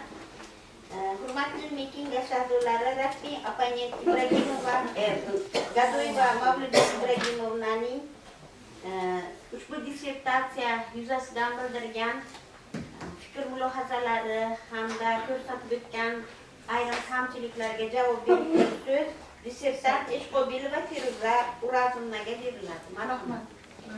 Hurmatli Darmona Saidahmedovna. Qimmatli vaqtlarni ajratib, dissertatsiyamizni e'tibor bilan o'qib chiqqanliklari, ilmiy ishimizni e'tirof etganliklari hamda ko'rsatgan takliflari uchun hurmatli ustozimiz, rasmiy opponent, filologiya fanlari doktori professor Mavluda Ibragimovnaga o'z tashakkurimni bildiraman. Shu o'rinda ko'rsatib o'tilgan ba'zi mulohazalarga quyidagicha javobini keltirib o'taman. Birinchi mulohaza yoki kamchiligimizga dissertatsiya ishimizning mavzusi va mohiyatiga kelib chiqib tasniflashga qisman to'xtalganmiz. Bolalar o'yinlarini tarixiyligi haqida G'ani Jahongirov, Oxunjon Safarov, Nigora Safarova ishlarida ham alohida to'xtalgan o'rinlar mavjud. Shuningdek, Mahmud Qoshg'ariyning Devoni lug'ati turk asarida tarixiy o'yinlar haqida ko'plab misollar keltirilgan. Ishda bu haqda to'xtalib o'tganmiz. Shu bois tarixiylik jihatdan tasnifga keng to'xtalmadik. Ishning ham hajmini inobatga oldik. Keyingi ishlarimizda albatta inobatga olamiz. Ikkinchi mulohazalarga bolalar o'yinlarining motivlari bo'yicha tahlilida o'yinlar matni ko'p keltirilgan. Bunda biroz bayonchilik ko'zga tashlanadi deb ko'rsatilgan. Javobimiz quyidagicha: ingliz va o'zbek bolalar o'yin folklorining ling va kulturologik xususiyatlarini qiyosiy jihatdan batafsil yoritish maqsadida turli o'yinlar matnini kiritgan edik. Bu fikr seminarlarda ham aytilgan edi. Himoyagacha bo'lgan jarayonda bolalar o'yin folklori namunalarini baholi qudrat muxtasarlashtirdik. Va keyingi mulohazalari: ishda tez aytishlar bolalar o'yinlari misolida tahlilga tortilgan. Ma'lumki, tez aytishlar alohida janr hisoblanadi. Tahlil jarayonida tez aytishlarning o'yinlar bilan bog'liq o'rinlari to'liq yoritilmagan deb ko'rsatilgan. Darhaqiqat, tez aytishlar alohida janr bo'lib, bolalar nutqini ravonlashtirish, tovushlarni to'g'ri va tez aytishga o'rgatishda muhim ahamiyatga ega. Ingliz va o'zbek bolalar ma'naviy o'yin folklor janrlar tizimi tarkibida tez aytishlar qadimdan mavjud bo'lib, avval kattalar folklorida so'z o'yini sifatida qo'llanib kelgan va keyinchalik asta-sekin bolalar repertuariga ko'chgan. Shu bois jahon bolalar o'yin folkloridagi janrlar bilan umumiylik va muvofiqlik kasb etadi. Hurmatli tahrirchimizning fikr mulohazalarini mamnuniyat bilan qabul qilamiz. Keyingi ishlarimizda monografiya tayyorlayotganimizda inobatga olamiz. Ustozimiz professor Mavluda Ibragimovnaga bildirgan fikr mulohazalari uchun yana bir bor tashakkur bildiraman. Rahmat. Navbatdagi so'z ushbu ishning ikkinchi rasmiy opponenti bevosita mana o'zbek bolalar o'yin folklori bo'yicha salmoqli ilmiy tadqiqot yaratgan taniqli olima Safar va Nigora Oxunjonovnaga filologiya fanlari nomzodi professor. Marhamat. Assalomu alaykum. Hurmatli kengash raisi va kengash a'zolari, ustozlar. Mana hozir birinchi opponentimiz Mavluda Ibragimovnaning juda chiroyli tahlillarini, taqrizlarini eshitdik. Ruxsat bersangiz, biroz tahlilni qisqartirib, taqrizni o'qib bersam. Eshqobilova Feruza Urazovnaning ingliz va o'zbek bolalar o'yin folklorining ling va kulturologik xususiyatlari qiyosiy tipologik tadqiqi mavzusidagi 10.00.06 qiyosiy adabiyotshunoslik, chog'ishtirma tilshunoslik va tarjimashunoslik ixtisosligi bo'yicha filologiya fanlari bo'yicha falsafa doktori PhD ilmiy darajasini olish uchun taqdim etilgan dissertatsiyasi va avtoreferatiga taqrizi quyidagicha. Jahon folklorshunosligida turli yoshdagi bolalarning jismoniy va madaniy o'yin folklorini to'plash, arxivlashtirish, nashr qilish, tarixi, tekstologiyasi, nazariyasi, poetikasi, tur va janrlari, ijrochiligi va ijodkorligi, yozma adabiyot, kino san'ati bilan munosabati post folklor sifatida namoyon bo'lishini aniqlashga qiziqish ortib bormoqda. Yana uning areal, lokal xususiyatlarini, genezisi, tasnifi va badiiyatda kuzatiladigan yangiliklar, spetsifik belgilarni bugungi folklorshunoslik mezonlari asosida qiyosiy o'rganish dolzarb masalalardan biridir. Bu jihatdan ingliz va o'zbek xalqlari etnogenezisi, tili, milliy belgilarga da o'ziga xoslik bo'lsa-da, ularning bolalar o'yin folklori kelib chiqishida, tasnifida, o'yinni boshlovchi va yakunlovchi janrlari, ijrochiligi, obrazlari, motivlaridagi tipologik, lingva madaniy, badiiy estetik xususiyatlarni ham o'rganish zarurdir. Buning natijasida ikki millat o'rtasidagi manfaatli munosabatlarni yanada barqarorlashtirish har ikki xalq folklorshunosligi uchun zarur ilmiy umumlashma va xulosalar chiqarish imkoni kengayadi. Eshqobilova va Firuza Urazovnaning ingliz va o'zbek bolalar o'yin folklorining lingva kulturologik xususiyatlari qiyosiy tipologik tadqiqi mavzusida yozilgan dissertatsiyasi ham mana shunday ilmiy izlanishlarning uzviy davomi sanaladi. Dissertatsiya kirish, asosiy 3 bob, xulosa va foydalanilgan adabiyotlar ro'yxatidan tashkil topgan bo'lib, umumiy hajmi 144 sahifadan iborat. Tadqiqotning maqsadi ingliz va o'zbek bolalar o'yin folklorining lingva kulturologik xususiyatlarini qiyosiy tipologik aspektda aniqlashdan iboratligi ko'rsatilgan. Ishning kirish qismi OAK talablari asosida yozilgan, unda mavzuning dolzarbligi, zarurati asoslangan, tadqiqotning maqsadi va vazifalari, predmeti va obyekti belgilangan. Ingliz va o'zbek adabiyotida bolalar folklori namunalarining lingva kulturologik xususiyatlarini qiyosiy tarixiy, qiyosiy tipologik jihatdan o'rganishda amerikalik olimlar Corliss Lamontning 1946-yilda chop ettirilgan Sovet Ittifoqi xalqlari, Marilyn Petersonning O'zbek xalq og'zaki ijodi va afsonalari xazinasi kitoblarida, Fayzullayev tadqiqoti, Jamila Temirova rus va o'zbek bolalar o'yinlari tipologiyasi yuzasidan tadqiqoti, shuningdek Oxunjon Safarov, Sultonov, Rahmonov, Turdimov, Sobir, Ehson Turk va Nurjonovlar singari o'zbek ijodkorlarining to'plamlari, asarlari tadqiqotning obyekti sifatida olingan. Dunyo va o'zbek adabiyotshunosligida bolalar folklori namunalarining tipologik madaniy aspekti o'rganilishi tadqiqot mavzusining ilmiy va amaliy ahamiyati haqida tasavvur bera oladi va dissertantning ko'p adabiyot namunalari bilan tanishib chiqqanini dalillaydi. Dissertatsiyaning bolalar o'yin folklorining madaniy hayotdagi o'rni va badiiy estetik ahamiyati nomli birinchi bobi 2 fasldan tarkib topgan. Uning ilk fasli bolalar xalq o'yinlarida ijtimoiy madaniy hayotning badiiy inkosi deb yuritilgan. Har bir xalqning og'zaki ijodida bolalar folklori va uning tarkibida esa o'yin folklori namunalari o'ziga xos badiiy estetik hodisa sifatida muayyan o'ringa ega. Ular xalq ijtimoiy madaniy hayotda alohida mavqe kasb etadi va uning turli qirralarini lingva madaniy aspektda o'zida ifodalab keladi. Mana shunisi bilan bolalar o'yin folklori ham xalq madaniyati asoslarini yoritishda muhim kasb ahamiyat etadi. Ularda qo'llangan lingva kulturemalar orqali bolalar o'yin folklorining madaniy hayotdagi o'rni va badiiy estetik ahamiyatini to'la ochish mumkin. Bunda albatta til va madaniyat hamda shaxs birligi asosida ular o'rtasidagi munosabatlar mohiyati va talablari o'zaro bog'liqliklar ochiladi. Dissertatsiyaning 2-bobi ingliz va o'zbek bolalar o'yin folklorining milliy madaniy o'ziga xosligi deb nomlangan bo'lib, u 3 faslga ajratilgan. Uning ilk fasli ingliz hamda o'zbek bolalar o'yin folklorining mavzular olami tadqiqiga bag'ishlangan. Ingliz hamda o'zbek bolalar o'yin folklorining mavzular olami juda keng va rang-barangdir. Ularga xos dolzarb mavzulardan biri vatanparvarlik mavzusi bo'lib hisoblanadi. Dissertatsiyaning 3-bobi ingliz hamda o'zbek bolalari o'yin folklorining ling va madaniy jihatdan tipologiyasi va spesifikasi deb sarlavhalangan. Bu bob 2 fasldan tuzilgan. İlk fasli ingliz va o'zbek bolalarining o'xshash yoki noo'xshash motivli hamda obrazli o'yinlar deb yuritilgan. Ingliz va o'zbek bolalari repertuarida aynan bir xil nomda, bir xil qoidalar asosida o'ynaladigan o'yinlar ham mavjud. Bu o'yinlarning aksariyati inson yoki hayvon personaji ishtirokida mo'ljallangan. Masalan, bolalar o'rtasida cho'pon o'yinlari, bunda to'p tosh, ko'tarma tosh, echki o'yin, chopon va shoqol, qadama tayoq, podachi, chanta, chuv-chuv kabi.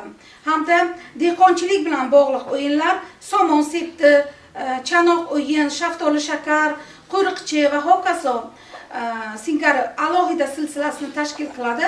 Ular bolalarning kattalar hayotda mehnat faoliyatiga taqlid qilishi natijasida shakllangan. Dunyo dissertatsiya muallif tomonidan mustaqil bajarilgan, tugallangan ilmiy tadqiqot ishi hisoblanadi. Muallif tomonidan olingan natijalar ishonchli xulosalar asosli. Ish yetarli miqdordagi dastlabki ma'lumotlar, misollarga asoslangan, tushunarli tarzda yoritilgan, har bir bob va umuman ish bo'yicha aniq xulosalar asosli. Biroq ishda ba'zi bir kamchiliklar ham uchraydi. Birinchi bobning 2-paragrafida Mahmud Qoshqariy, Unsurul Maoli Kaykovuz, Sharafiddin Ali Yazdi, Zahiriddin Bobur, Zayniddin Vosifiy asarlarida an'anaviy xalq o'yinlariga oid ba'zi ma'lumotlar, ayrim o'yinlarning o'ynalishi tafsiloti uchrashi, Qoshqariyning Devonu Lug'oti Turk asarida chavgon, oltin qopoq, ko'chirma o'yin, qorag'uni, yaligu, munuz kabi qator qadimgi bolalar o'yinlaridan namunalar keltirilganligi va ular asosida u yoki bu asl turkiy so'zning ma'nolari izohlab o'tilganligi aytilgan. Ammo bu xalq o'yinlarining bugungi kundagi amaliy holati to'liq ochiqlanmagan. Shu haqida ma'lumotlar to'ldirilsa maqsadga muvofiq bo'lar edi. Boblar bo'yicha xulosalar cho'zilib ketgan. 3 ta bob ham 6 banddan iborat xulosa bilan yakunlangan. Bandlarda ham mazmunan takroriylik, mantiqiy izchillikning uzilishlari kuzatiladi. Bolalar o'yinlari turiga, jinsiga nisbatan guruhlangan, ammo bolalar yoshiga ko'ra tasnifi haqida ma'lumot keltirilmagan. Shu jihatga ham e'tibor qaratilsa maqsadga muvofiq bo'lardi. Ammo bular ishning umumiy qimmatiga salbiy ta'sir etmaydi. Ishning yozilishi uslubi ravon, u yengil o'qiladi. Xulosalarimiz quyidagilardan iborat. Ish zamonaviy adabiyotshunoslikning dolzarb va zarur, shu bilan birga yangi muammoni yoritgani bilan ahamiyatlidir. Dissertatsiya OAKning shunday turdagi ishlar oldiga qo'yilgan barcha talab va mezonlarga to'la javob beradi. Tadqiqot puxta va teran ilmiy nazariy asosda qurilgan konsepsiyaga ega. Ishning yaxlit qurilmasi ana shu konsepsiyani yuzaga chiqarishda xizmat qilgan. Avtoreferat dissertatsiyaning asosiy mazmunini ifodalaydi. Ushbu mulohazalardan kelib chiqib, Eshqobilova Firuza O'razovnaning dissertatsiyasi tugallangan va o'z oldiga qo'yilgan maqsad hamda vazifalarni bajargan. Uning muallifi filologiya fanlari bo'yicha falsafa doktori PhD ilmiy darajasini olishga munosib deb hisoblayman. Safarova Nigora Xonjonova. E'tiborlaringiz uchun rahmat. Endi dissertant Firuza O'razovna rasmiy opponent filologiya fanlari doktori, filologiya fanlari nomzodi professor Safarova Nigora Xonjonovnaning taqrizlarida bildirib o'tilgan fikr mulohazali o'rinlar va kamchiliklarga javob berishga taklif qilinadi. Rahmat. Hurmatli taqrizchimiz, filologiya fanlari nomzodi professor Nigora Xonjonovnaga qimmatli vaqtlarini ajratib, ishimizni sinchiklab o'rganib chiqqanliklari uchun o'z minnatdorchiligimni bildiraman. Ish yuzasidan ko'rsatilgan mulohazalarga javobimiz quyidagicha. Birinchi mulohazamizga ishimizning hajmidan kelib chiqib, shu o'rinlarni aynan qisqartirgan edik. Qadimdan hozirgacha ijro qilinib kelayotgan bolalar o'yinlaridan g'ozlarim, bo'ri va g'ozlar, lanka, chillak, salovat, havzak va havzak kabilar qadimiy bolalar o'yinlari bo'lib, bugungi kungacha saqlanib qolgan. ingliz bolalar o'yin folklorida bu popular hand clapping games yoki mashhur qo'l qarsak o'yinlari, hiding games, jumping games, London Bridge o'yinlari saqlanib qolgan. Hurmatli tahrirchimiz mulohazalarini mamnuniyat bilan qabul qilamiz. Keyingi mulohazalarga boblar bo'yicha xulosalar cho'zilib ketgan. 3 ta bob ham 6 banddan iborat xulosa bilan yakunlangan. Bandlarda ham mazmunan takrorlik, mantiqiy izchillikning uzilishlari kuzatiladi deb ko'rsatilgan. Boblarning mazmundan kelib chiqib, xulosalar 6 banddan iborat bo'lgan. Bandlardagi mazmunan takroriylik, mantiqiy izchillikning uzilishlarini yana bir bor ko'zdan kechirdik va tuzatish kiritdik. Quyidagi keyingi mulohazalarga bolalar o'yinlari turiga, jinsiga nisbatan guruhlangan, ammo bolalar yoshiga ko'ra tasnifi haqida ma'lumot keltirilmagan. Shu jihatga ham e'tibor qaratilsa, maqsadga muvofiq bo'lar edi deb ko'rsatilgan. Bolalar o'yinlarini turiga, jinsiga nisbatan guruhlanishini tahlil qilish jarayonida qisman bolalar yoshiga ham e'tibor qilganmiz, to'xtalib o'tganmiz. Masalan, kishining yosh mansubiga ko'ra o'yinlar ikkiga bo'linishi ma'lum. Bolalar o'yinlari va kattalar o'yinlari. Aynan bolalar o'yinlari kattalar o'yindan serharakatliligi, so'zga boyligi, qo'shiqlarga asoslanishi, shavqliligi, obrazli va ramziy bo'lishi bilan farqlanib turadi. Yoki havzak deb nomlanuvchi bolalar bob o'yin namunasi bunga misol bo'ladi. Bu o'yindan bolaning beshik dardi yoki u beshikdan chiqib birinchi qadamlarini qo'ygan vaqtda foydalaniladi. Uni katta yoshli bobo yoki buvilari, ota-onalari bolaga qarata ijro qiladi. Dissertatsiyamizning 40-betida berilgan. Bu kabi tahliliy yondashuvlar ishning hajmini inobatga olgan holda ishda o'z aksini qisman topgan. Hurmatli o'quvchimizning taklif va mulohazalarini mamnuniyat bilan qabul qilamiz. Keyingi ishlarimizda monografiya maqolalar tayyorlayotganda albatta inobatga olamiz. Ustozimiz professor Nigor Oxunjonovnaga bildirgan fikr mulohazalar uchun yana bir bor rahmat aytaman. Sizga ham rahmat. Hurmatli ilmiy kengash a'zolari, ishning rasmiy muhokama jarayoni yakunlandi. Endi norasmiy chiqishlar uchun so'z beramiz. Marhamat, ish yuzasidan so'zlovchilar bo'lsa tinglaymiz. Kim boshlab beradi kengash a'zolaridan? So'z filologiya fanlari doktori professor Mamuhat Muhammadovnaga. Bu kishi ham bevosita mana shu fransuz folkloridagi ertaklar bo'yicha ishlaganlar, demak folklorga mavzulari yaqin. Marhamat. Rahmat. Assalomu alaykum hurmatli kengash raisi va a'zolari. Haqiqatan ham shu endi folklor, ertak muhokama qilayotgan joyda bevosita fikr bildirgisi keladi-da. Bu hozir mana tingladik, to'g'risi mana shu nimaxonni, Feruzaxonni Eshqobek va Feruza Urazovnani o'sha dissertatsiyalarini qisqacha o'sha bayon qilib berganlaridan to'g'risi mazza qilib tingladim.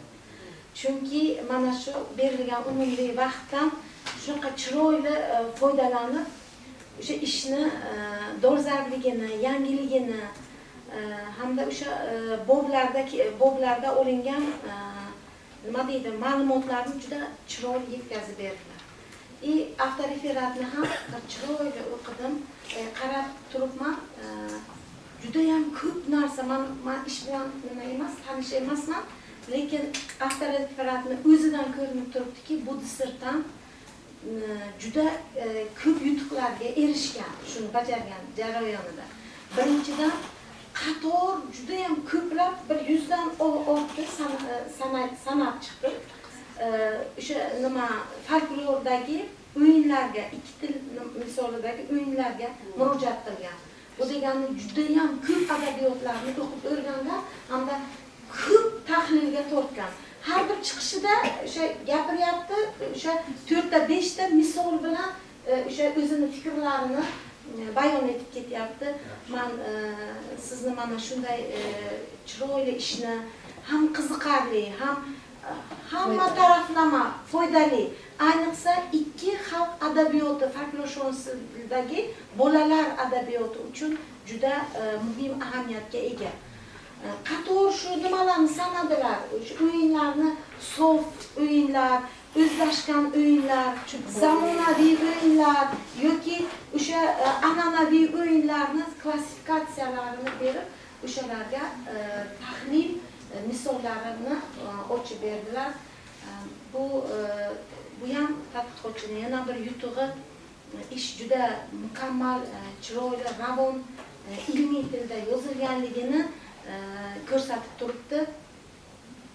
Albatta bu mana shu bolalar adabiyotini juda mukammal o'rganishda, o'sha bolalarni mehnatsevarlikka, har bir o'sha nima o'yinlarni, o'sha qator janrlar, o'yinlardagi o'sha chorlamalar, qulash, machoqlar, qator shu nimalarni o'rganayotgan chog'ida, men dissertatsiyani o'qiganda o'sha vatanparvarlik, mehnatsevarlik bolalarni yoki ajdodlarni kasb hunarini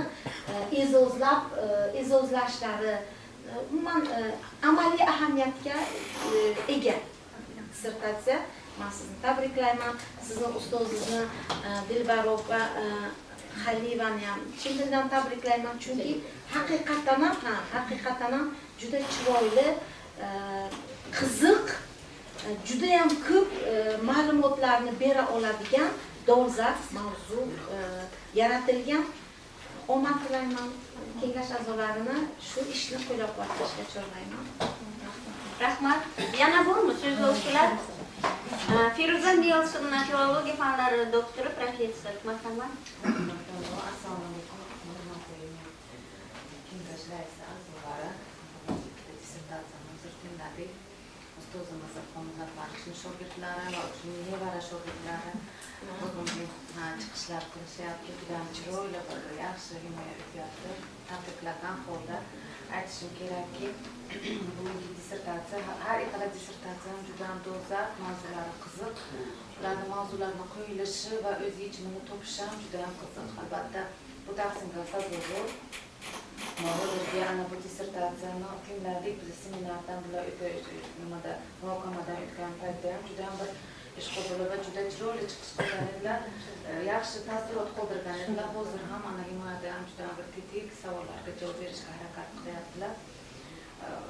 Avtoreferatni ochib qarasak, juda katta ilmiy tadqiqot ishi amalga oshirilganda, o'sha Armeniya Van Beleni sketchi 82 kitobidan boshlab, ana bu Vasilyevni Ibris Sartorskiy Ditsey Turkestanskiy Vedomostiga 1999-yilda chiqqan kitoblarni o'qib chiqqanlar yoki Oxunjon Safarovni bolalar folklorida Havzaq o'zbek tili va adabiyoti jurnalida chiqqan o'yinlarni juda bir yaxshi tahlil qilib, chiroyli o'rganib,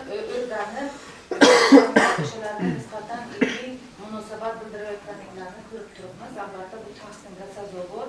Bu ish albatta ham tilshunoslik, chunki ilm va kulturologik xususiyatlari ham folklor sohasini, ikkita sohani birlashtirgan holda olib borilgan tadqiqotlardan deb aytish mumkin. Va albatta tabriklayman va o'ylaymanki, bu ish shundan qolib ketmaydi. Buni shu iloji boricha bolalar folklori, iloji boricha shuni bir nima deydi, publikatsiya, kitob shaklida chiqarib, o'yinlarni, o'sha rasmchalarni qo'yib, rasmlarga olib, bizlarni shu yosh avlodga nima deydi, o'qitish uchun bir manba bo'lib qolsin degan umiddaman. Chunki biz o'zimiz o'sha Sovet davridagi o'yinlarni hali ham oilada eslarimiz o'rgatamiz hamda va shu Havzaq bitta yarimta o'yinlarni bilamiz.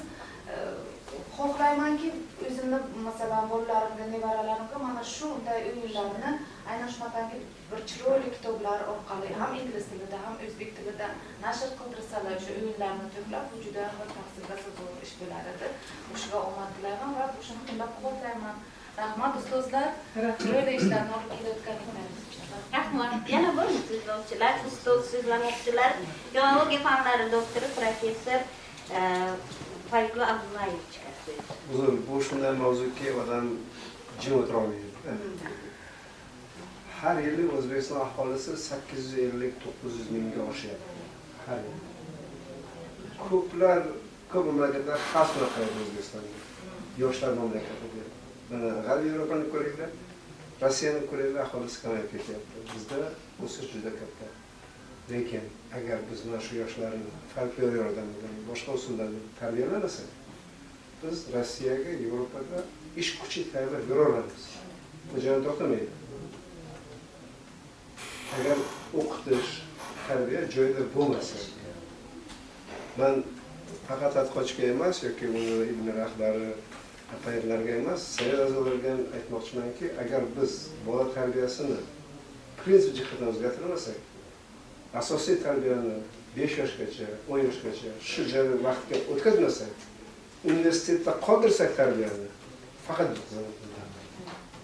mana shu orientirni olishimiz kerak. Tadqiqotchi davom ettirsin bu ishni. Ana shu nuqtai nazardan aksentlarni o'zgartirib, maktab yoshgacha. Hozir men ikkita magistrimga mavzu berdim. Yaponiyada bu tarbiya nihoyat yaxshi qilingan.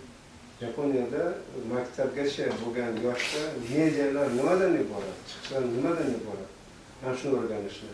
Mana shu ishni qilmasak, hammamiz, butun millat safarbar bo'lib qilmasak, afsuski Rossiyaga yuboramiz, G'arbiy Yevropaga yuboramiz va yuborganda hamchi qaymog'ini yuboramiz, jamiyat qaymog'ini yuboramiz. Agar o'sha binolarni Rossiyada asabniyalar, domlar, dachalar qo'yib O'zbekistonda qursak, O'zbekiston mulki bo'lib qoladi. Aslida biz boshqalarga xizmat qilyapmiz. Shu masalani men ko'tarmoqchiman.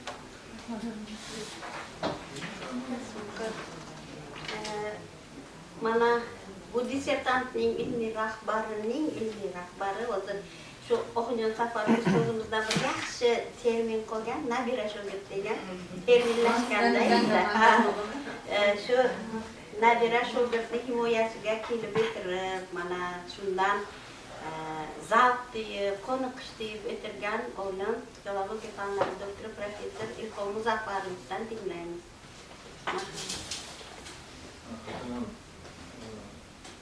Hazratlarning fikrlarini men amaliy tomondan aytmoqchiman. Keyin sizga fatvo sifatida shu fatvo bo'yicha respublikamizning yaxshi mutaxassislari taklif qilmam bor. Birinchisi mana yaponlar haqida gapirdi. Biz tarbiya shaklini o'zgartirmasak iloji yo'q. Yaqinda bir olim Yaponiyaga borgan ekan, daryoni bo'yida skameykaga o'tirgan ekan, ikkita ayolni o'tirgan ekan. Bolachasi o'ynab turgan ekan. Keyin bolachasi yiqilibdi. Bu o'zbek qarasa, ikkita ayol beparvo suhbat qilib yotibdi. Marhamat. Suhbatlarga qo'ydi. Keyin borib o'zbekchalik uslub bolani ko'tarib, haligi keyin onasi kelib urishibdi. Yaponcha. Nimaga sen bunga yordam berasan? U o'zi tursin. O'zi turishni o'rgansin. Mana yaponlarning mentaliteti. Biz tarbiyada ana Ferzo to'g'ri aytdi. Kreativ usullarni endi o'rganishimiz kerak. O'sha mana ruslar Yevropada bolalar bor hisoblashgan-ku rasmlar bilan. Ayniqsa Fransiyada bunasi juda kuchli. Kreativ tomonlarga e'tibor qilishimiz kerak. Keyin tarix bag'rida qolib ketgan o'yinlarni hadeb zamonaviy shaklga tiqishtirish kerak emas. Juda ko'p narsani tarix bag'rida qolgan.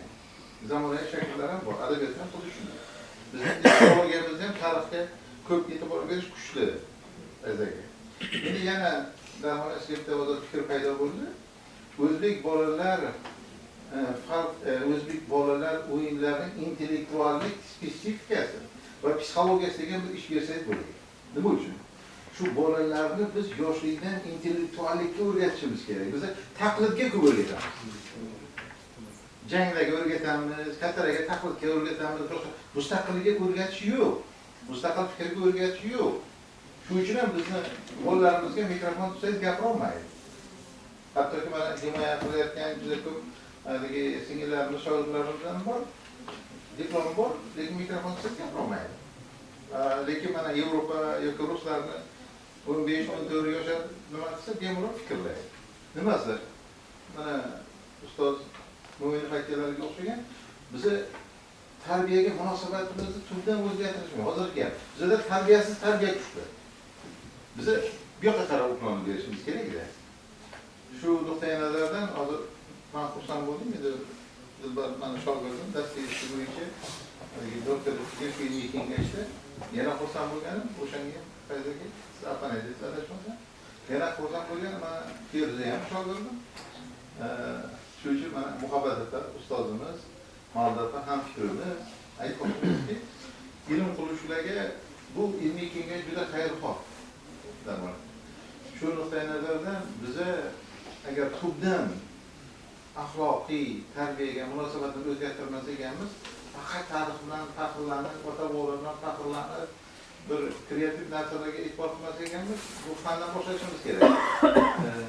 Mana shu uchun ham Muhabbat opa jahon adabiyotidan qiyosiy ishlarga kuch berishimiz sababi ham shunda. Chunki gabaritni kattaroq olish kerak-da. Gabarit katta. Faqat mahalla bilan mahalliy narsa cheklamas kerak. Dunyo faqat O'zbekistondan yoki Buxorodan iborat emasda. Katta daryolar bor, dengizlar bor, okeanlar bor, mamlakatlar bor, adabiyotlar bor va hokazo. Xuddi shunday bolalar adabiyotiga mana keng qamrovda qarash kerak. Men nazarimda kelgusi ishlarni shu yosh o'zbek o'yinlarining intellektualligiga e'tibor qilishimiz kerak. Rahmat. Omad tilayman. Kelgusi ishlariga katta ma'naviyat Dilbarxon shogirdlar ko'paysin. Faqat ilmga jiddiy munosabat bo'lsin. Hozirgidek bundan keyin biz xursand bo'lamiz. Rahmat. Rahmat hammaga fikr mulohazalar uchun. Demak, muxtasar qilsak, umumlashtirsak bo'ladi. Haqiqatan ham mavzu dolzarb. Unda qo'yilgan maqsad, ko'zlangan maqsad, qo'yilgan vazifalar o'zini hozirgi zamon nuqtai nazaridan oqlaydi. Men bunday ishlarda bir yangi bajarilishida yangi bir terminni shakllanayotganini ko'ryapman, neofolkloristika degan. Chunki bunday tadqiqotlar mana bizning folklorshunoslik ilmimizning yangi o'zanlarida harakatlanayotganligini isbotlaydi. Ya'ni shu qiyosiy tadqiqotlar orqali o'zbek folklorini jahon folklori kontekstida o'rganayotganligini va uning o'sha jahondagi folklor asarlari bilan bo'ylasha olishini va bizni xalqimiz ham juda qadimiy ekanligini asoslovchi dalillar sifatida neofolkloristikaning prinsiplarini, ya'ni tamoyillarini, asoslarini o'zida namoyon etadi. Qolaversa, ana Ilhom Muzaffarovich aytganlaridek, bu yerda avvalo bizni bolajonlarning ijodkorligi namoyon bo'ladi. O'sha yoshlikdan ular o'z genidagi o'sha ota-bobolariga xos ijodkorlik salohiyatini ko'rsatib bera oladilar. Bu nafaqat so'zda ijodkorlik, balki o'sha harakatda, predmetlarni yasashda va uni o'zini o'sha o'yin faoliyatida yo'q ko'rsatib, asta-sekin tafakkuri shakllanib borayotganligini namoyon etishi bilan bunday mavzular, bu narsalarga e'tibor berish juda qimmatli hisoblanadi. Endi mana hali ilmiy kotibimiz hurmatli mana filologiya fanlari doktori professor Zubaydulla Izomovich bu kishini tarjimai qo'llari bilan tanishtirayotganlarida bu kishini serjantlar maktabida, ya'ni harbiy maktabda ma'lum vaqt faoliyat yuritganlarini mana e'tibor bersangizlar aytdilar. Shu maktabda ishlaganlari ham meni nazarimda bu kishini o'sha ilmiy faoliyatiga ham ta'sir ko'rsatgan. Shu uchun har jabhada ham bu kishining o'sha harbiylarga xos aniqlik, punktuallik jihatlari shu narsada ta'sirini ko'rsatgan deb o'ylayman. Qolaversa, mana bu kishining ilmiy rahbarlari Dilbar Jalilovna bizning hamkasbimiz, folklor sohasida dastlabki ilmga shu folklor sohasida kelganlar, dostonlar bo'yicha izlanishlar qilganlar va taqdir taqozosi bilan mana 06 shifri bo'yicha ham himoya qilganlar. Shu uchun har ikkala sohani bilganlari uchun ham bu ishning mukammal chiqishida shu narsa ham asos yaratgan deb o'ylayman. Va qolaversa bu ishga mana rasmiy opponentlar sifatida ham biz bevosita qiyosiy folklorshunoslik bo'yicha faoliyat yuritgan Mavlida Ibragimovnani yoki aynan bolalar o'yin folklori poetikasi bo'yicha, genezisi bo'yicha faoliyat olib borgan Nigora Safarovnani bejizga opponent sifatida tayinlamaganmiz. Shular hammasi o'zining ta'sirini ko'rsatdi va mana shu hozir o'zbek bolalar folklorining nashrlari bo'yicha Feruza Melsovna yaxshi taklif aytdilar. Yaqinda bir tadqiqotchini ko'rdim, bolachasi 2 yosh.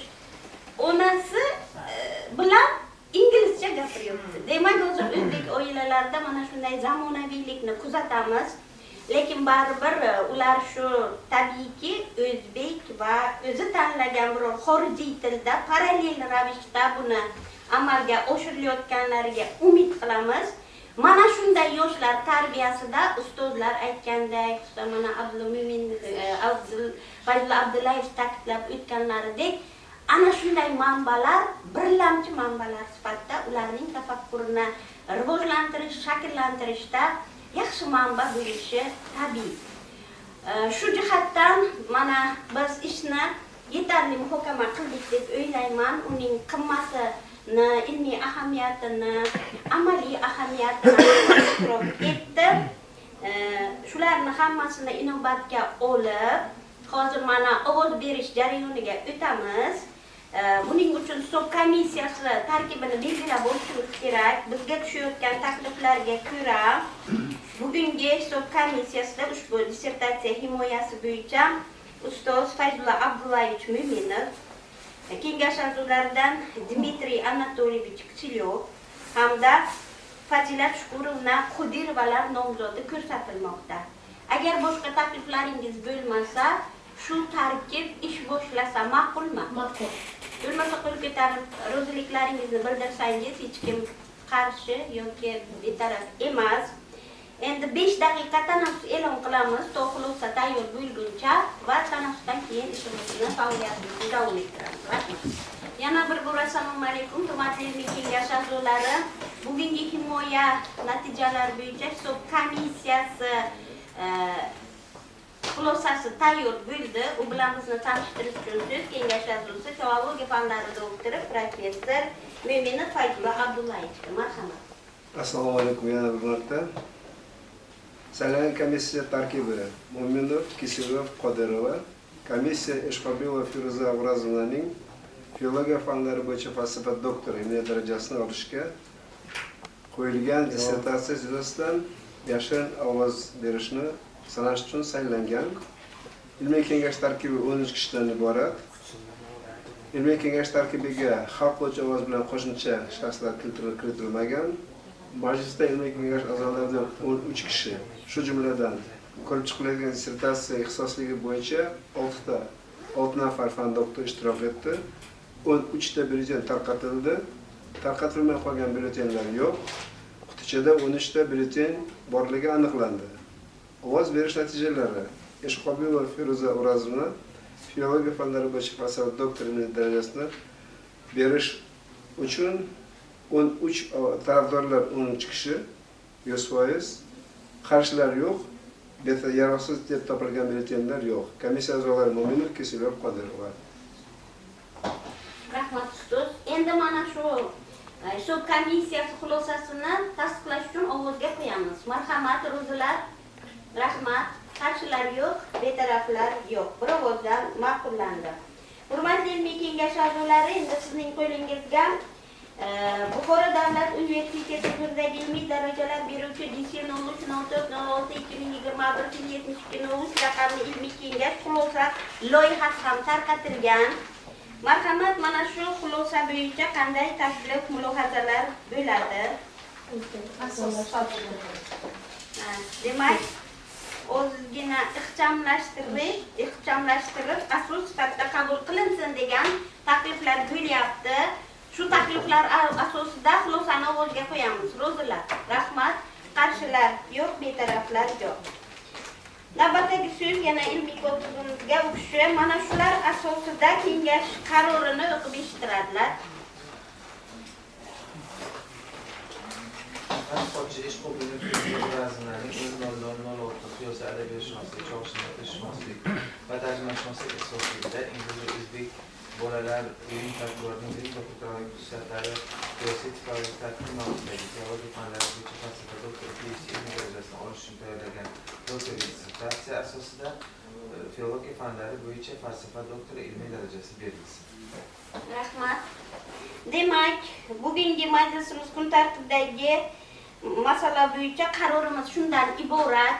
Qo'shimcha taklif, tahrir bo'lmasa ovozga qo'yamiz. Ro'zilar, rahmat.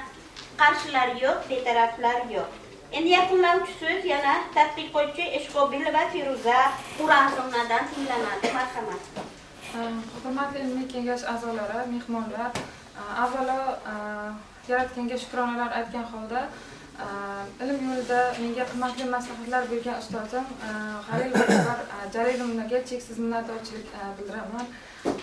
Bugun kengash ishiga daxldor bo'lgan ustozlar, ilmiy kengash raisi professor filologiya fanlari doktori Daronoy Saidahmedovna ustozga va ilmiy kengash ilmiy kotibi filologiya fanlari doktor professor Zubaydulla Izomichga dissertatsiyamizga doir hujjatlarni shakllantirishda hamda himoyagacha bo'lib o'tgan bosqichlarni va bugungi himoyani tashkil qilishda juda katta amaliy yordam ko'rsatganliklari uchun o'z minnatdorchiligimizni izhor qilaman. Dissertatsiyamizni sinchiklab e'tibor bilan o'qib chiqqanliklari, ko'rsatgan takliflari va ilmiy ishimizni e'tirof etganliklari, o'z fikrlarini bildirganliklari uchun rasmiy opponentlarimiz filologiya fanlari doktori professor ustoz Mavluda Ibragimovaga o'z minnatdorchiligimni bildiraman. Ularning takliflari va fikrlarini kengashlarimda albatta e'tiborga olaman. Ilmiy kengash va shu bilan birga filologiya fanlari nomzodi professor rasmiy opponenti Nigora Oxonjonovnaga ham o'z minnatdorchiligimni bildiraman. Taklif va mulohazalarni kengashlarimda albatta inobatga olaman. Ilmiy kengash qoshidagi ilmiy seminar raisi, filologiya fanlari doktori Feruza Mevsina ustozimizga, ilmiy seminar kotibi, filologiya fanlari bo'yicha falsafa doktori Muhayyo Umidulloyevnaga, ilmiy seminar a'zolariga, himoyada qatnashayotgan barcha kengash a'zolariga, professor o'qituvchilarga samimiy tashakkurimni izhor etaman. Bundan tashqari o'z fikr mulohazalari bilan qo'llab-quvvatlaganliklari va fikrlarini bildirganliklari uchun ustozimiz Malohat Muhammadovnaga, Fayzulloh Mo'minov domlaga, Ilhom G'aniyev domlaga, ustozimiz Feruza Mevsina Darmona Saidahmedovna domlalarga o'z minnatdorchiligimni bildiraman. Buxoro davlat universiteti rektori Hamidov Obidjon Hafizovichga va universitet jamoasiga va yetakchi tashkilot Samarqand davlat universiteti rektori va universitet jamoasiga o'z minnatdorchiligimni bildiraman. Shuningdek, menga ta'lim-tarbiya bergan hamda ishonch bildirgan barcha ustozlarimga, qolaversa meni shunday shaxs bo'lib kamol topishimga sababchi bo'lgan ota-onam, oila a'zolarim, turmush o'rtog'im va farzandlarimni barcha aqllarimga chuqur minnatdorchilik bildiraman.